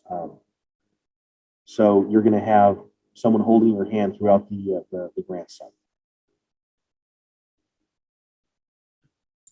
Kim asked me how much they received. I think PepsiCo got $194,000 and Aurora's grant was smaller. It was like 50-something thousand. But we have some very large grants, and Con can speak to that because especially in the Richland area, they have some very large portion. And then Cynthia Brink asked, how long do these projects take to develop? That depends a lot on the buy-in from the employer. I had one that, admittedly COVID really kind of jumped in and took a lot of time too. But we started working on it in September, and literally September 2019, and literally just now it's kind of getting off the ground. So that can happen. We can do it very quickly. Generally, once we get the application documents in, once we get the first application document in, we plan about 30 to 45 days for project development, and then 30 to 45 days for the evaluation phase. And once it gets awarded, you can start training. But if you know what training you need early on, that project development side can be cut drastically down on us. Well, thank you very much. That was excellent. Sure. Janet, would you like to introduce Clint? Okay, next up we have Clinton. He is the dean of the newly opened, just in August, the Vanguard High School. So please welcome. All right. Thank you very much, Janet, and everybody for joining us today. I'm going to kind of go over some of the highlights. Yeah, we're the dean of Vanguard High School, and we just opened up in August. And I'm going to talk a little bit about the highlights at Vanguard and really kind of what we're about. I do have several students that are watching right now from some of our industrial areas. And so if you ever have any questions for them, now is a good time, but we do have several that are there watching. And so I'll just go over some of the highlights of Vanguard High School and what we're about and what we're moving towards. Again, we just opened up in August. So we are really new. And we're working our way towards really offering some industry certifications for all of our areas.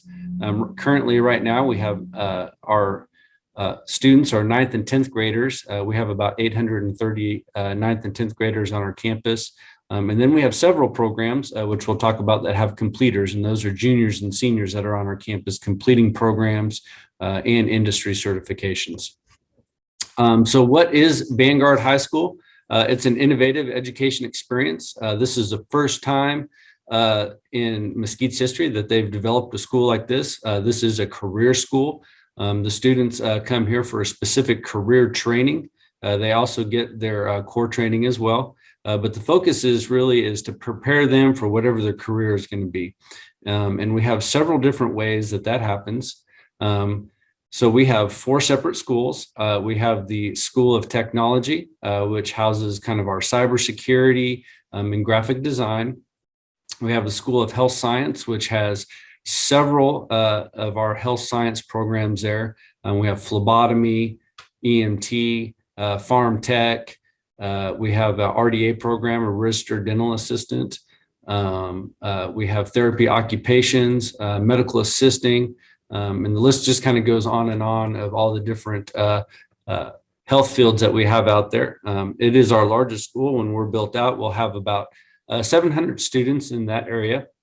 Then we have the School of Engineering, which houses a lot of our robotics, engineering, and our upper level math and science. And then we have architecture and construction.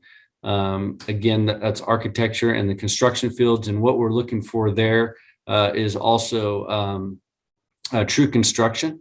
And we'll talk about that in a little bit. And then we have our automotive and automotive technology and collision that we work with. We have 9 of the 13 CTE programs of study that are offered by the TEA. We have over 55 industrial-based certifications. And what that means is that the certifications that our students are getting, those certifications translate right into the workforce. So they can leave our facility and they can go right to work. We have dual credit as well. Some of them are in our career classes where they're getting high school and college credit. A lot of that we run through Dallas College. In the year 22-23, that's next year, we are developing 3 P-Tech pathways. And what those are those are 3 specialized areas that students will get 60 hours of college credit. They will leave with the industry certification. And we're hoping that companies like yourself will partner with us in those. One of them is in firefighting. So we have a firefighting P-Tech where our students will graduate with 60 hours of college credit. They'll be able to sit for their Texas Commission of Fire Protection. They'll be EMTs, and they'll be able to leave ready to go to work in the fire service. We have a pre-nursing program that will be the same way. It'll be 60 hours of college credit, and then they'll be able to articulate that and go into a nursing program. So we're partnering with Dallas College on those 2 as well. And then the third one we have is we're developing our mechatronics, which is new to the area.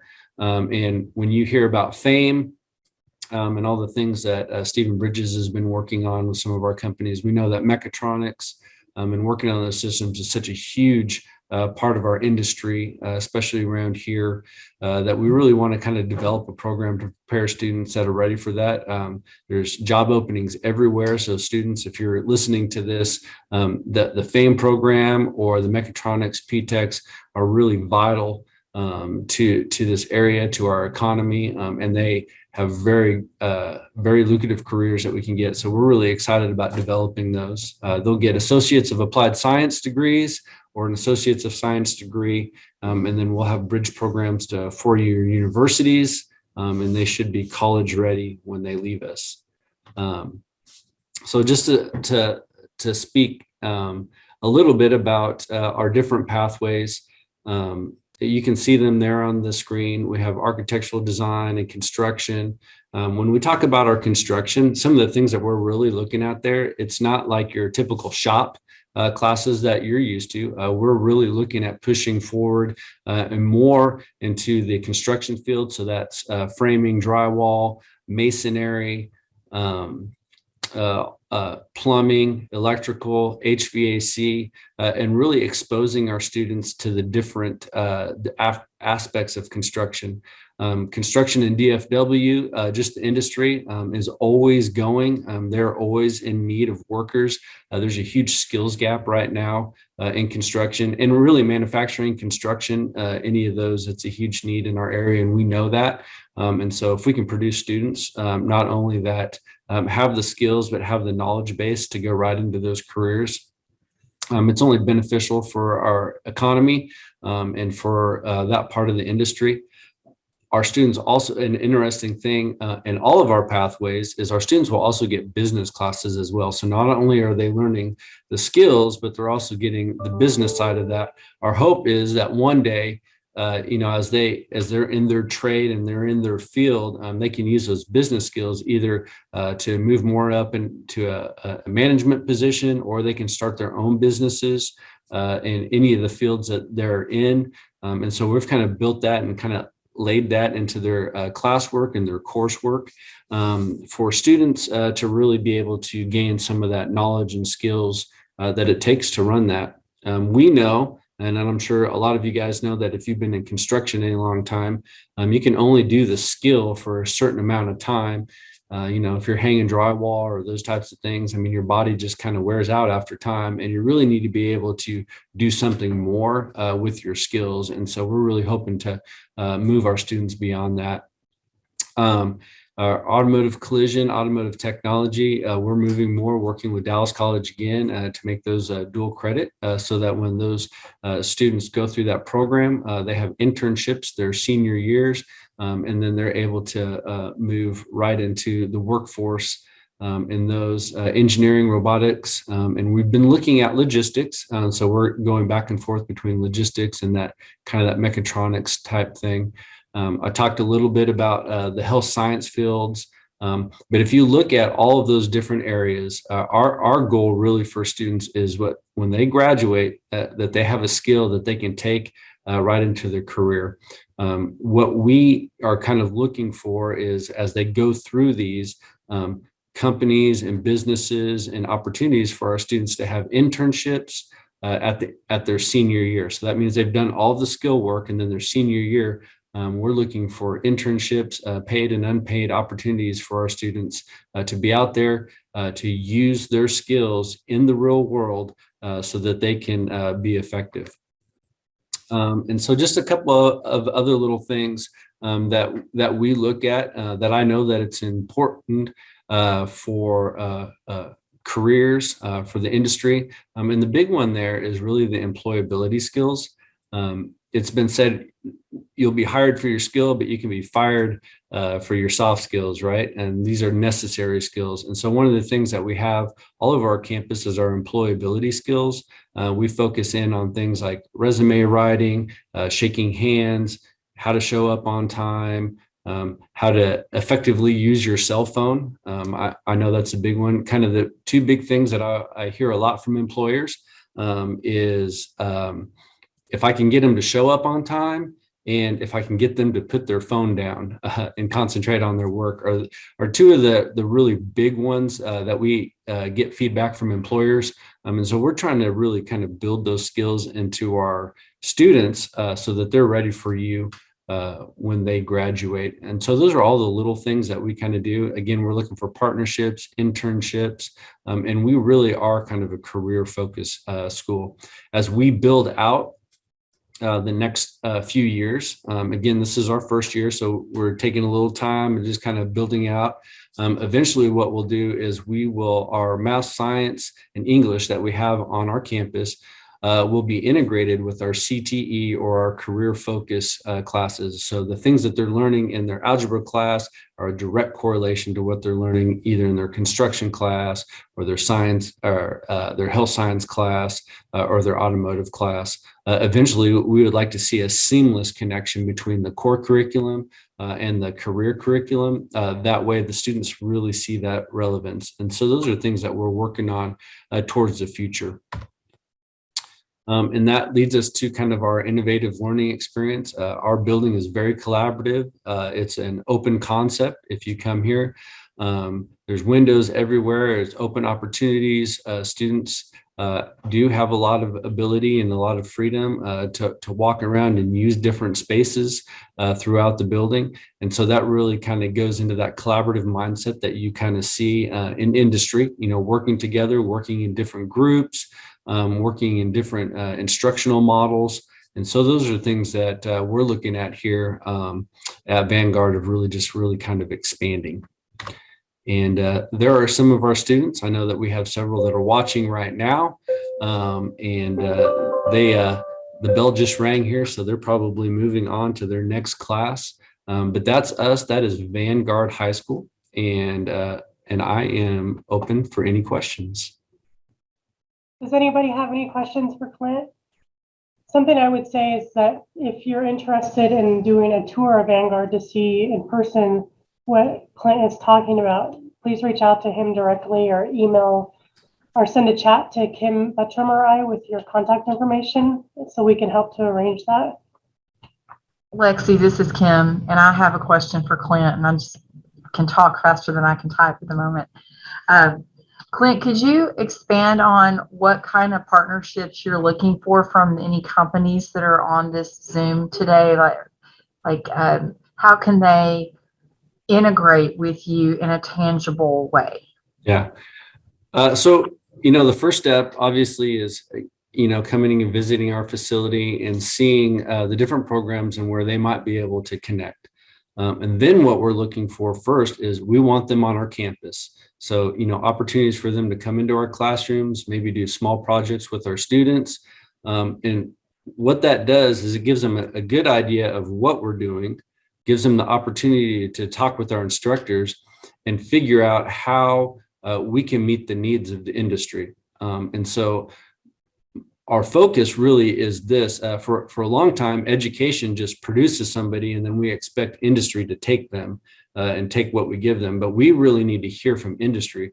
What do you want? What are the types of skills that you need? What are the things that are beneficial to you? And so we're trying to do a better job at listening to industry. And so when they're coming into the classrooms and doing projects and talking with our instructors, there's kind of that back and forth of what we can do and how we can grow that. And then really the next step of that is as they learn to learn our students and our system, and we learn you. And then at the end of that, we'd really like to see internships. And so the more that they're here on our campus working in our classes, they know the students, and then they would know who they would want to work for them. And that's one of the great things, kind of like with FAME, as industry is around, they kind of know the candidates that they already want to hire and work with. And so we really kind of want to develop that collaborative model here on Vanguard with our industry partners. And that's everything from, again, manufacturing, healthcare, engineering, science, all those different areas, graphic design. So that's kind of what we look for in our partnerships. Well, thank you for that. And I want to know how the cafeteria is. I mean, that's a fancy place over there. So like, when is the industry lunch? The industry lunch. Yes. Well, I think we're going to have to plan that one, but I will tell you, we will probably have to cater in because school lunch is still school lunch. Oh man, that's the best pizza in the world. Thanks for your answer. I appreciate it. All right. Well, thank you so much, Clint. All right. Thank you, guys. All right. Next up, we have Janet Foreman. She is the Business Development Coordinator for the Ascend Institute, which is part of Dallas College. She has been with Dallas College for 21 years. Her passion is working with business and industry to create partnership for training and connecting clients to opportunities that will upskill and reskill their workforce. After Janet's presentation, we'll take a 5-minute restroom break, and then we will go into the panel and be done for the day. Please take it away, Janet. I'm going to talk a little bit about upskilling your workforce. What does it mean when we want to upskill somebody? It requires us teaching employees new advanced skills to close the talent gaps. And we know we have a lot of talent gaps and skills gaps within all of our businesses. It's not just manufacturing. It requires providing continuous education to advance the skill set of the employees. It's easy to get them in the door. Well, lately, maybe not so easy, but once they're there, we do have to keep the education going. Unless they're in one of these programs like Stephen talked about, or you have a grant, on site and everything. So, but to address the upskilling crisis, employers will need to train employees in new areas to boost current productivity. They need to be cross-trained a little bit, and they need to have some skills for all jobs. And then it's a little easier to move in there. Upskilling comes at a time when engaging skill sets are scarce. Emerging skill sets are scarce. We have new skill sets now. We don't need maybe what we needed 5 years ago. Even though we still have those people still working, we're going to have to upskill them. The talent market is tight, and making it prudent to keep people, even if they don't currently have the right skill set, is important. So once we retain them, we also need to continue to train them. 33% of employees say they were never trained on the new technologies they've been tasked with using. And we know that's changing a lot with automation and robotics and stuff. We need to make learning opportunities accessible for the employees, provide opportunities to accommodate a diverse workforce. As an employer, we have to give positive recognition. I cannot tell you how many businesses I go into and they say, well, we have low morale. Well, what are you doing to increase that morale, to up the game on it and everything? And a lot of times it's nothing. And like you were saying earlier in one of the sessions, Darlena was talking about, so some of our manufacturing plants are still back a little bit in the dark ages, and they need to be upgraded. But we have to work with the employees to create a personalized plan to target employee growth within the organization. And so it doesn't take much, even if you only introduce one thing at a time, one thing in a year, but it helps. I found something about Amazon, and we all hear about Amazon every day, but Amazon recently announced a major upskilling investment of more than $700 million that aims to reskill a third of its U.S. workforce over the next 6 years in response to increasing workplace automation. While not every organization can address the upskilling crisis at this scale, most have taken initial steps of introducing new employee enablement technologies. So, we just have to move forward with a little bit at the time. It doesn't have to be, we can't train every employee on everything they need to know at once, but we do have to start out and give them a starting point. And Lexi, if you'll put up that list of classes, this is just a menu of some of our most sought after classes at Dallas College through our contracted training. I work only with business and industry, and a lot of my team is on here too. We have our business development and our client relations group.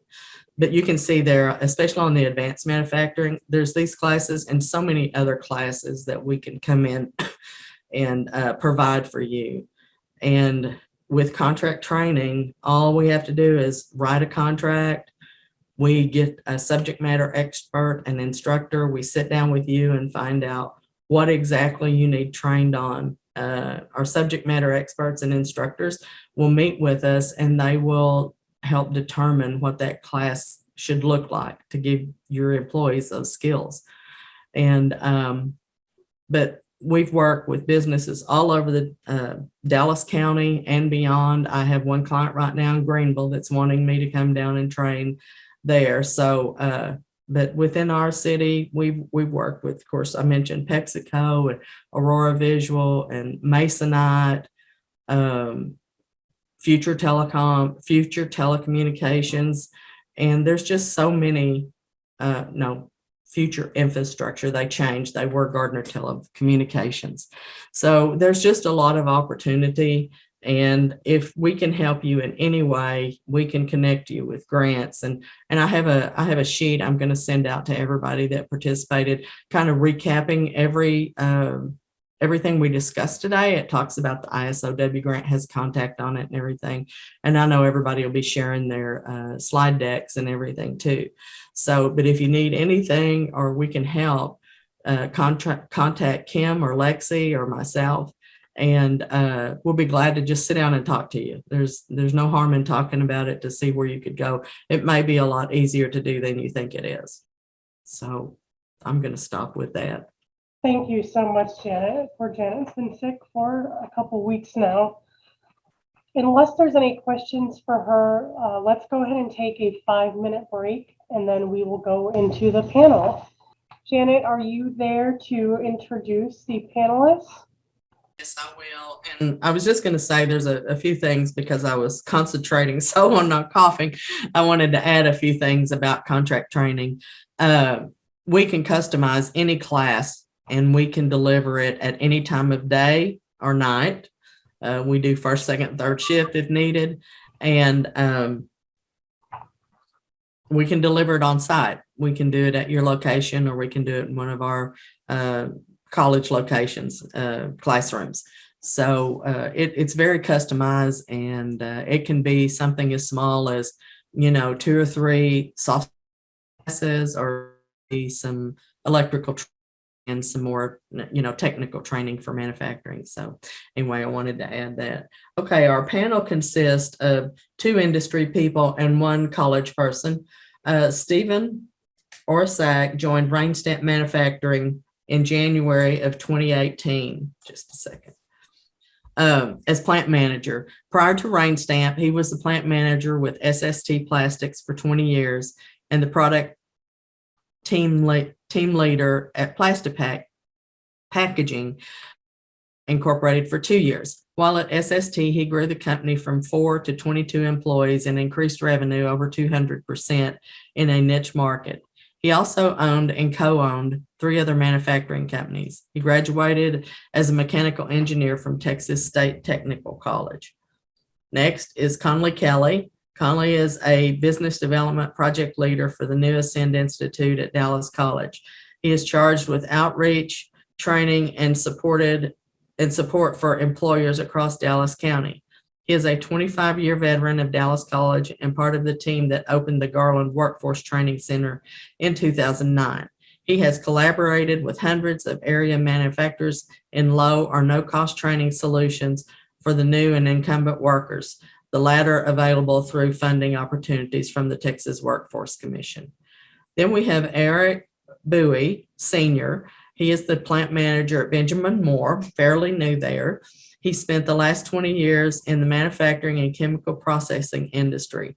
His goal with Benjamin Moore is to increase the headcount of employees and production of the plant by 30% in 2022. So please welcome these gentlemen, and hold on just a second.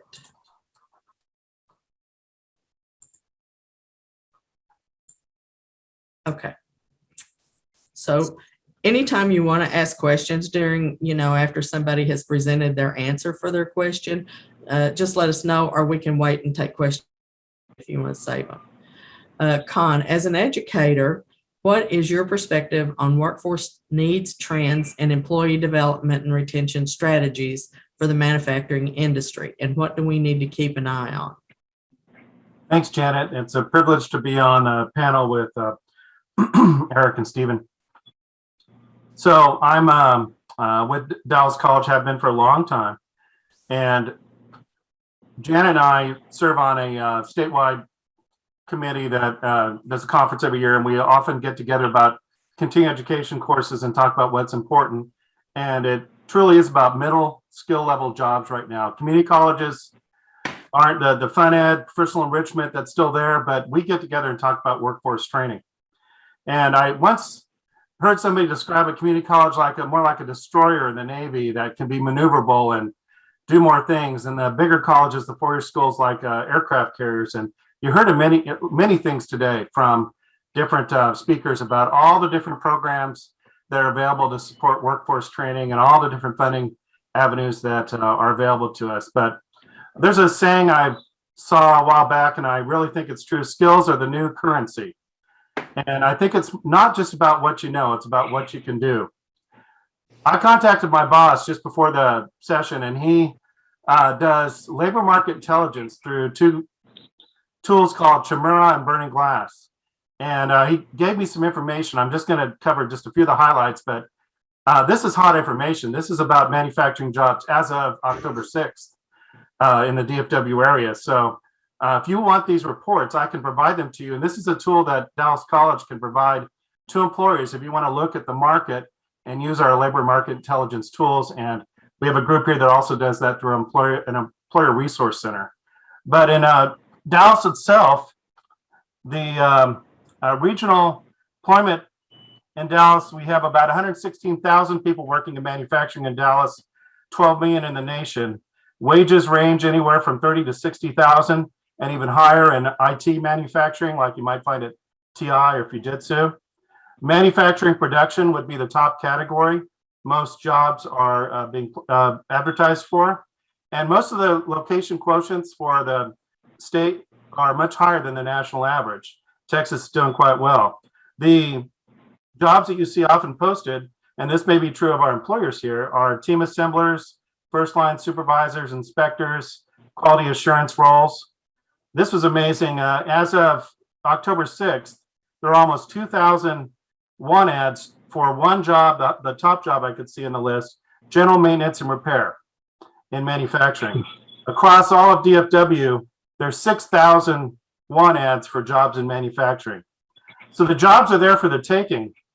Now, how are we going to help these companies find these employees? I spoke to a company once a long time ago, and they were so desperate for folks. They said if you could fog a mirror and had a heartbeat, they'd hire you. So I think the community colleges, it behooves us to work with our employers to train qualified people and train the people that are already working for these companies. So with that, I'm going to pass it on to my colleagues here and Janet's next question. Okay, this is for Stephen. Stephen, what seems to be the greatest employee performance problem facing our industry, specifically manufacturing? Thanks, Jennifer, for having me on. I appreciate the opportunity to talk to everybody, especially individualized leaders in their fields. But I got with our leaders here, and we discussed this kind of just this last week. And what we were talking about is what we're seeing that's actually coming through our doors are with the new and seasoned employees is the dependability or lack of attention to show up and contribute on the teams seems to be our greatest employee performance problem. So as we continue to try to develop our individual teams here, we are now studying and pushing to try to create little mini leaders and to see if these people have the ability to step up into a role like that. So that's just kind of what we're seeing on this end here and how we're dealing with it. So anything that they can do to improve that would be greatly appreciated, I know, on our end. Is there anything that your company is doing to increase morale? There are. We do different things throughout the year, like just the typical, cook the hamburgers, for the whole plant. There's different times of the year, especially around Thanksgiving and Christmas, that we cater in meals, or we just bring in pizza, for the whole facility. During the summer, we'll do things like take around popsicles, to the employees that's out on the production floor because it is hot, things like that. But also with our middle leadership in the plant, we try to do at least once a year an outing that is kind of a bonding session for everybody, and whether it be something like top golf or bowling or golf carting, we try to do something that just unites the team. Okay, that sounds like fun. I'll be there for that. Okay, Eric, what is the greatest technical and or non-technical skill weakness you see in the current entry-level employee? Good morning, everyone. Thank you for having me, Janet. And it's really good to be here with such a diverse group of professionals.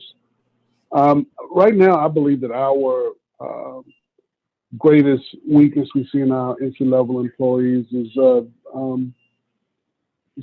communication. Our entry-level employees just don't communicate well. And I think that's just something that's going on with this culture and this generation. The verbal communication just isn't there as much as it was coming up with the way I came up, with text messaging and instant messaging and things of that nature. Many of our younger employees just don't have good verbal communication skills. Do you think some kind of ongoing series of communication classes could help? I do. One of the things that we're doing, here is we're calling them huddle up groups, where we get some of the guys together and we'll just talk safety. And instead of one of the leaders talking, reading from a script of safety, we'll have what's called a safety moment. And we'll ask one of the guys, tell me something that's happened in your home, church, wherever that you saw that has a safety moment that we can discuss that'll bring safety to light here in the plant. Safety isn't something that you do when you clock in and clock out. Safety is a culture that you have to live. And so to get the team to talk about whether it's something that happened on their way to work or something that happened at home, it's helping them with their verbal communication. Okay, thank you. Next question is for Con. How can training make a difference for employers and employees in the manufacturing industry? What are some hot programs and strategies for making training practical, targeted, and sustainable? Thank you, Janet. And as Janet noted earlier, there are quite a few of our colleagues on the call. We are now Dallas College, if you've been watching the news and the advertisements. So up until now, a lot of our colleges were more individualized, and we worked with specific communities around us. I was at Richland. I worked with Richardson and Garland quite a bit. But now we have a team that's addressing all of Dallas County. So it's a privilege to work with them. But Janet had mentioned earlier in the call, what has Richland done with SDF grants and some other things that might be something to look at that we could build on now as Dallas College. And the Garland Center that is now in downtown Garland, I don't know if you all have been there, it's over 10 years old now. And I was there when it started. And I have some team members on the call. My colleague Kimberly Wilkins, we worked on SDF grants for manufacturers in the Garland area. Before the pandemic, that totaled about $7 million. And that's a lot of training, folks. The DCMA, which was mentioned by Stephen, that's kind of like the BRE. That's the version the Garland Chamber put together. It stands for Dallas County Manufacturers Association. We've had about 3,800 people associated with companies in that group go through training. And we are doing apprenticeship programs, as Cynthia mentioned. We're currently doing our third cohort of a CNC machine operator apprenticeship program. And Darlena, who spoke earlier, is teaching shop math, blueprint reading, SolidWorks, and AutoCAD. So what programs we can do with grant funding are important, and it's really important that companies take advantage of this and talk to the colleges. The money's out there. The state wants to support your training and invest in your employees. Certifications are certainly hot. Even with the pandemic, I've done about a dozen forklift classes this year. So forklift certification is important, even some CPR, even with the pandemic, and OSHA 10. And speaking of apprentices, we have an automotive company, big manufacturer, that just started a tool and die apprenticeship program with us. And they're going to start an electrical apprenticeship program at the end of the week. Now, these aren't huge programs with a whole bunch of people in them, but these are hand-selected employees that the company wants to go through a more lengthy, involved apprenticeship program because they see them as long-term valuable employees, and they know they will come back as mentors and train future apprentices. Kimberly, on her grant, she sees a lot of a manufacturing skills standard council training. Lean Six Sigma is hot. We're doing a lot of that, and that includes root cause, 5S, SPC, project management. Kimberly, bless her heart, we just put together an Apex supply chain certification program, and it had to go from face-to-face to virtual. But like most good programs and trainers, they were able to make the switch. Darlena taught a SolidWorks class for manufacturing Garland, and I think it was AutoCAD. I'm sorry, Kimberly. And it had to go completely virtual. But like Darlena said, hopefully some of that training will come back and be face-to-face. So if it's anything we can offer you, well, whatever we offer to the public, we can offer privately. But if anything specific or a certification you would like to see for your folks related to manufacturing, we can either offer it or find it for you. I hear soft skills mentioned a lot. Clint stole the thunder with a great line about hiring and firing for soft skills. It's huge. And I heard it, both employers mention it. Emotional intelligence, critical thinking, conflict management, accountability, coaching, they're all huge. And I just one thing to say I was thinking about as this day was approaching. We did coaching for millennials for a company. And I remember being there the first day, and some of the older, more seasoned employees in the class were kind of laughing about some of the stereotypical things you might think about with millennials. And I know you could think about that. Okay, they instead of a smoke break, they might need a text break. I don't know, whatever funny things you might want to think about. But honestly, we really need to see the generations come together, because as the older generation retires out, the younger ones are going to have to take over. And Janet and I were on a call the other day, and they said that in their onboarding process for the first 3 months, they lose about 25% of their employees. And that's huge to think of what everything that went into getting those employees there in the first place. So I think it's really important. I've heard culture mentioned by Cynthia, that we have a culture of the companies to train and nurture the new employees, and we provide soft skills training and really come together, because I think that's important, as well as training the ones you have.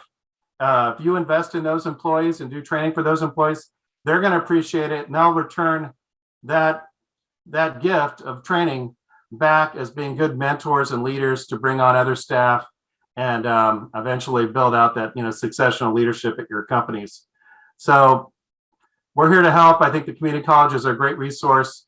Community is in our name for a reason. So I hope we can provide training for you and or meet any needs you might have. Thank you. Okay, thank you, Con. The next question is for Stephen. Stephen, what is the top technology and or equipment obstacle that is impacting your organization's performance? And y'all all may, you and Eric both may want to respond to that too. Sorry about that. I think I'm still on mute. For us here, all of our equipment is specialty equipment. So we try to work with the manufacturers that have a lack of automation in the primary and auxiliary equipment. As a hindrance for us, we try to get them to step up to the plate and add more automation to the equipment. So it helps to reduce our labor force as being a byproduct of that. So we're able to do more training on a technician level versus an operator level. And Janet, I do see a question for Stephen in the chat. Oh, okay. It says, have you considered department competitions in the areas of safety, production, attendance, etc., and having a bank of rewards those winners can take advantage of? Yes, we actually have done it in the production department. Like we would do a pizza party for whichever department, produced the most, or something along those lines. Our safety is something that we always look at and take interest in. So I think that would be probably an area that we could probably grow in, actually. But no, that's a great question. Eric, did you have anything that you might add along those lines? Yeah, we kind of put competition between our shifts as far as production. Not only just in production, the leading indicators of for safety, such as near misses, things like that. If we can, whatever shift reports the near misses, the most near misses, we'll have pizza party. Benjamin Moore's really good with T-shirts and squeeze bottles and Yetis and things like that we can bring. We also, to increase morale, is if you see someone doing something right, our supervisors and shift leads have what's called a treasure chest card, where they can give an employee a treasure chest card, and they can come in to our area and actually pick up a few things out of the treasure chest, which, anything from tool sets to fire extinguishers, anything like that, even free meals, just from being caught doing the right things. Okay, that sounds great.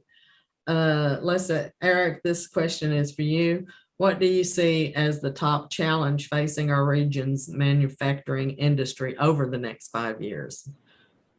I think Conley had his hand up. I want to step over him if there's something you want to bring to it. Oh, I'm sorry, Eric. I was just going to say I saw something remarkable happen at a company too, in terms of soft skills training and doing a leadership series. The trainer had a graduation ceremony, and much of the leadership of the company was in the audience, and all the trainees were there.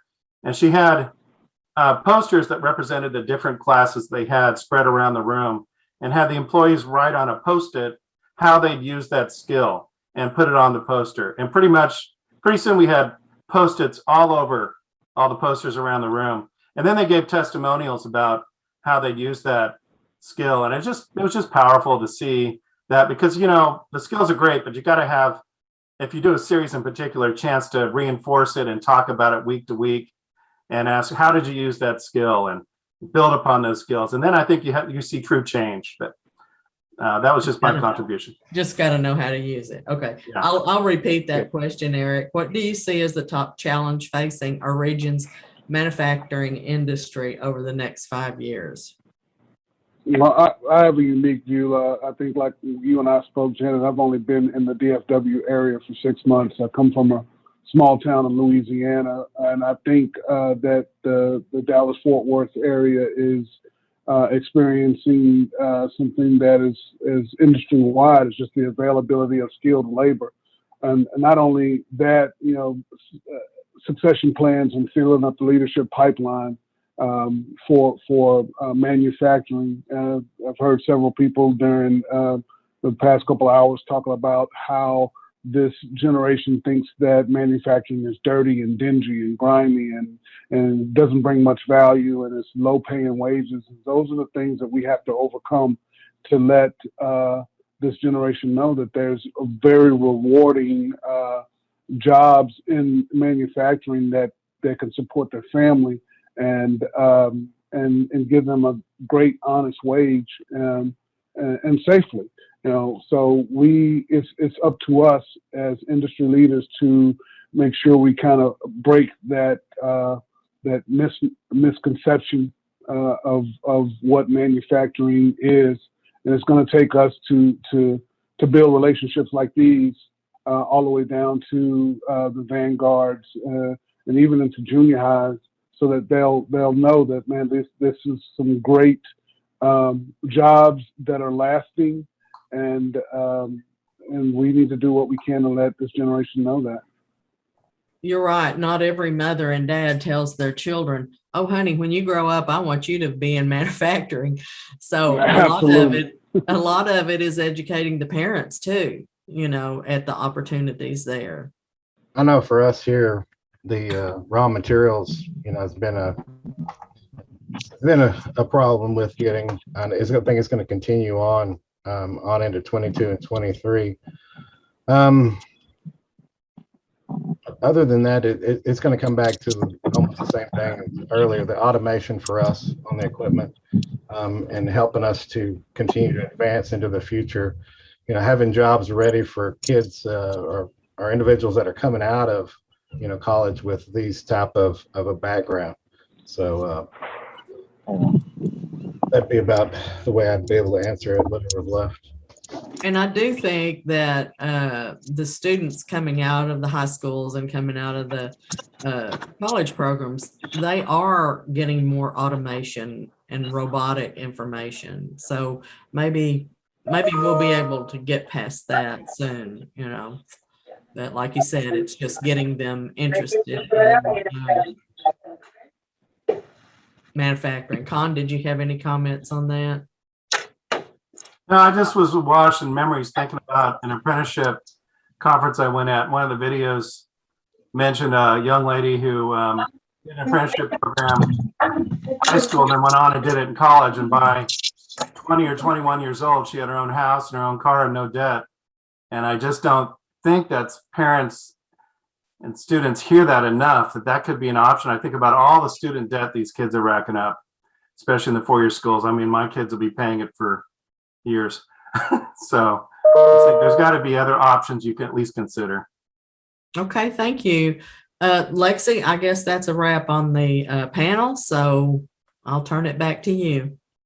All right, does anybody have any final questions for the panel? Hearing and seeing none. Let me share my screen here. Well, thank you all so much for attending our second annual Manufacturing Day. We really hope you've learned something from the event and encourage you to reach out to any of the speakers or members of the task force for follow-up questions or inquiries. I've put a link in the chat to all the materials from today, the PowerPoint presentations, etc. And I'll also put those materials on the event website and send them out in a follow-up email if I have your email, which I would if you pre-registered. Also, you're looking at an event by the Dallas County Manufacturers Association happening November 5th. You are encouraged to attend that if you are a manufacturer. There's a note on the bottom that says invitation only. If you are a manufacturer, you are invited. Thank you again, and please enjoy your weekend.